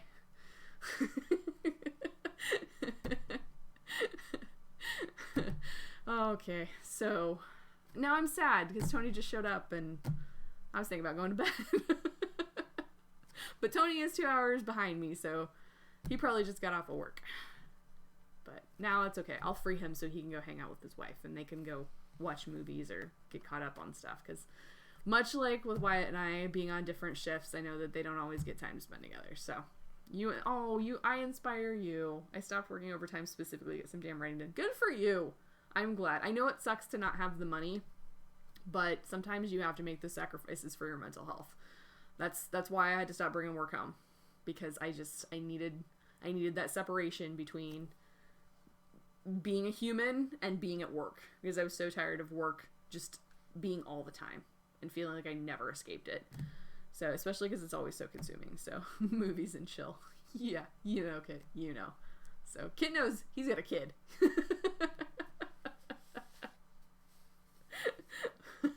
It's so funny that you're watching at work because that's exactly what Wyatt does. I don't think he actually watches. I think just to be supportive husband, he like turns his phone on and has it running while like in his pocket, just so I always have at least one viewer. That way I'm not just like, okay, nobody's watching, I guess I'll quit tonight. So, but the first couple of nights that I streamed, I always had one consistent viewer, and I think it was my husband. I think it was just he turned on his phone and had it rolling in his pocket just so somebody was watching. So I appreciate that. All right. I didn't write my first book until I ended up in a low stress job that freed up my mind. I can totally relate to that because even though I do so much of my planning and like the stuff that is the mental stuff of my job isn't anything of like pulling the content from my head of what I've learned or prepping my lessons. That's the easiest part of my job. That's the enjoyable part of my job. Honestly, being in a room with 25 kids where I have to keep track of every single one of them and what they're doing and do they have their cell phone out when they're not supposed to and who just said the inappropriate thing that I heard, and you know, when I have my back turned because I'm helping one kid, what the hell's going on behind me, and just keeping track of all of those moving pieces and being responsible for them is mentally exhausting. And I read a study one time that teachers, the reason we have such exhaustion at the end of the day, even though we don't have physically exerting jobs, like I'm not a PE teacher, I'm not running around, there are times where I have good portions of the day where I'm sitting, but I come home and I am exhausted, and it's because of how many mental processes I have to have running in my head. At one point, it's just like being an air traffic controller. You got all these moving parts, or like when Wyatt's 911 and he's got 4 monitors in front of him, you got to keep track of all these things at one time because one thing out of sync is gonna ruin the whole system. And I read that teachers make more second-to-second decisions than neurosurgeons do. And that's insane. That is an incredibly intense, complex job. Not saying that teaching isn't, but that lives are at stake on that. And I am making more split-second decisions in the moment than the guy that basically controls the entire mechanism that makes you a human. That's terrifying. I don't know. There are days I don't want that responsibility. Oh my God. You gotta share that video with me. A teacher dropping the mic and quitting at a school board meeting. That sounds stupendous. That's the dream. Especially when you have a bad school board. That sounds like that's just amazing. I want to find that immediately. That might be the last thing I watch before I go to bed tonight, so I have dreams where I can live that vicariously. Tony gets constantly worried about me because I share all my horror stories with him, and so I guess he just thinks that I work at like a prison. Like where it could just like murder could happen at any time because I always share the worst parts with him. So all right, Kit, thanks for hanging out. Yes, go read HP. Go read some Harry Potter. We can both be inundated with it tonight. So hopefully your son feels much better than my husband, though, and that you're not resorting to Harry Potter because he's sick. So it was good seeing you. Thank you. And I will let you know if I get that new chapter written so you can tear it apart for me so effectively like you done the last one. So, all right. On that note, I think I am also going to take off. I'll just text Tony later. We can hang out later. Tony and I used to have Sunday sessions, and then that didn't. We stopped doing that because we both suck as people, and lives and bullshit like that. So okay, so next week I plan to continue talking about scene. We're gonna move on to types of scenes, not the obligatory scenes. So don't be confused by that, but the actual ways that you can structure a scene for the individual goal that your character has to have. So like I said, is it a suspense scene? Is it contemplation? Is it an action scene? Is it a love scene? Like whatever, it's going to happen. So we're going to talk about the individual goals that a scene can have and how you can use those in different types of stories. And then there was something else. I can't remember. I started writing my notes for it today, but that was hours ago when I was conscious. So either way, long story short, we're going to keep talking about scene next week. And like I said, your homework for this week would be I will make this available to you. Hopefully I don't get sued. Or you can look up Lisa Cron, Lisa Cron, scene card. Lisa Cron scene card. And you can probably find one on the internet already posted up already. Like I said, Abby Emmons is an author who put up a version very similar to hers. So if you find one of those, pick a scene that, what I would do, this is what I would do for your homework. I would, to start off, to figure out how you want to do it, I would pick a scene that you have A, already written, or B, if you don't have anything written, if like you're so early in your project that you don't have anything actually written yet, pick your favorite book and pick a memorable scene from that story that you like, and I would try to fill this out using that scene. So pick out what happens, pick out the consequences, explain why those consequences matter, and then what is the realization the character has by the end of the chapter to get you in the practice of doing this. And then I would print another one, and then I would do that in preparation for writing a scene. So choose a scene you either have already written or a scene from a book that you really like, fill the card out for practice. And really, if you already have a scene that you've already written, it's a checklist, really, to make sure that you've hit all those important elements. And then do the same thing with a scene you haven't written. And then you have basically got a checklist for writing your next thing. Because that's what I do. Is one of the things that's been really effective for me to get back into writing, and the reason I knocked out 14 pages the other day when we went to the cabin, is because I had filled out several of these scene cards and I was already locked and loaded. I already knew exactly what I had to accomplish. All I had to do is just put words on paper, and that was very freeing. So, okay, do your homework. Come hang out again on Tuesday, and then come back for lessons on Friday. I'm gonna go crash. Thanks for hanging out with me guys tonight. It was really good to see you, Tony. Thank you for Kit. Thanks for Hardware. Thanks for Timber, who's always here. Septic, it's nice to have a new member of the family. Anybody else that I didn't mention specifically, sorry. MJS Author, I see you're still in the chat. Thanks for following tonight. I think I hit everybody. So come hang out with me on Tuesday. We'll talk and we'll vent and we'll get sidetracked. So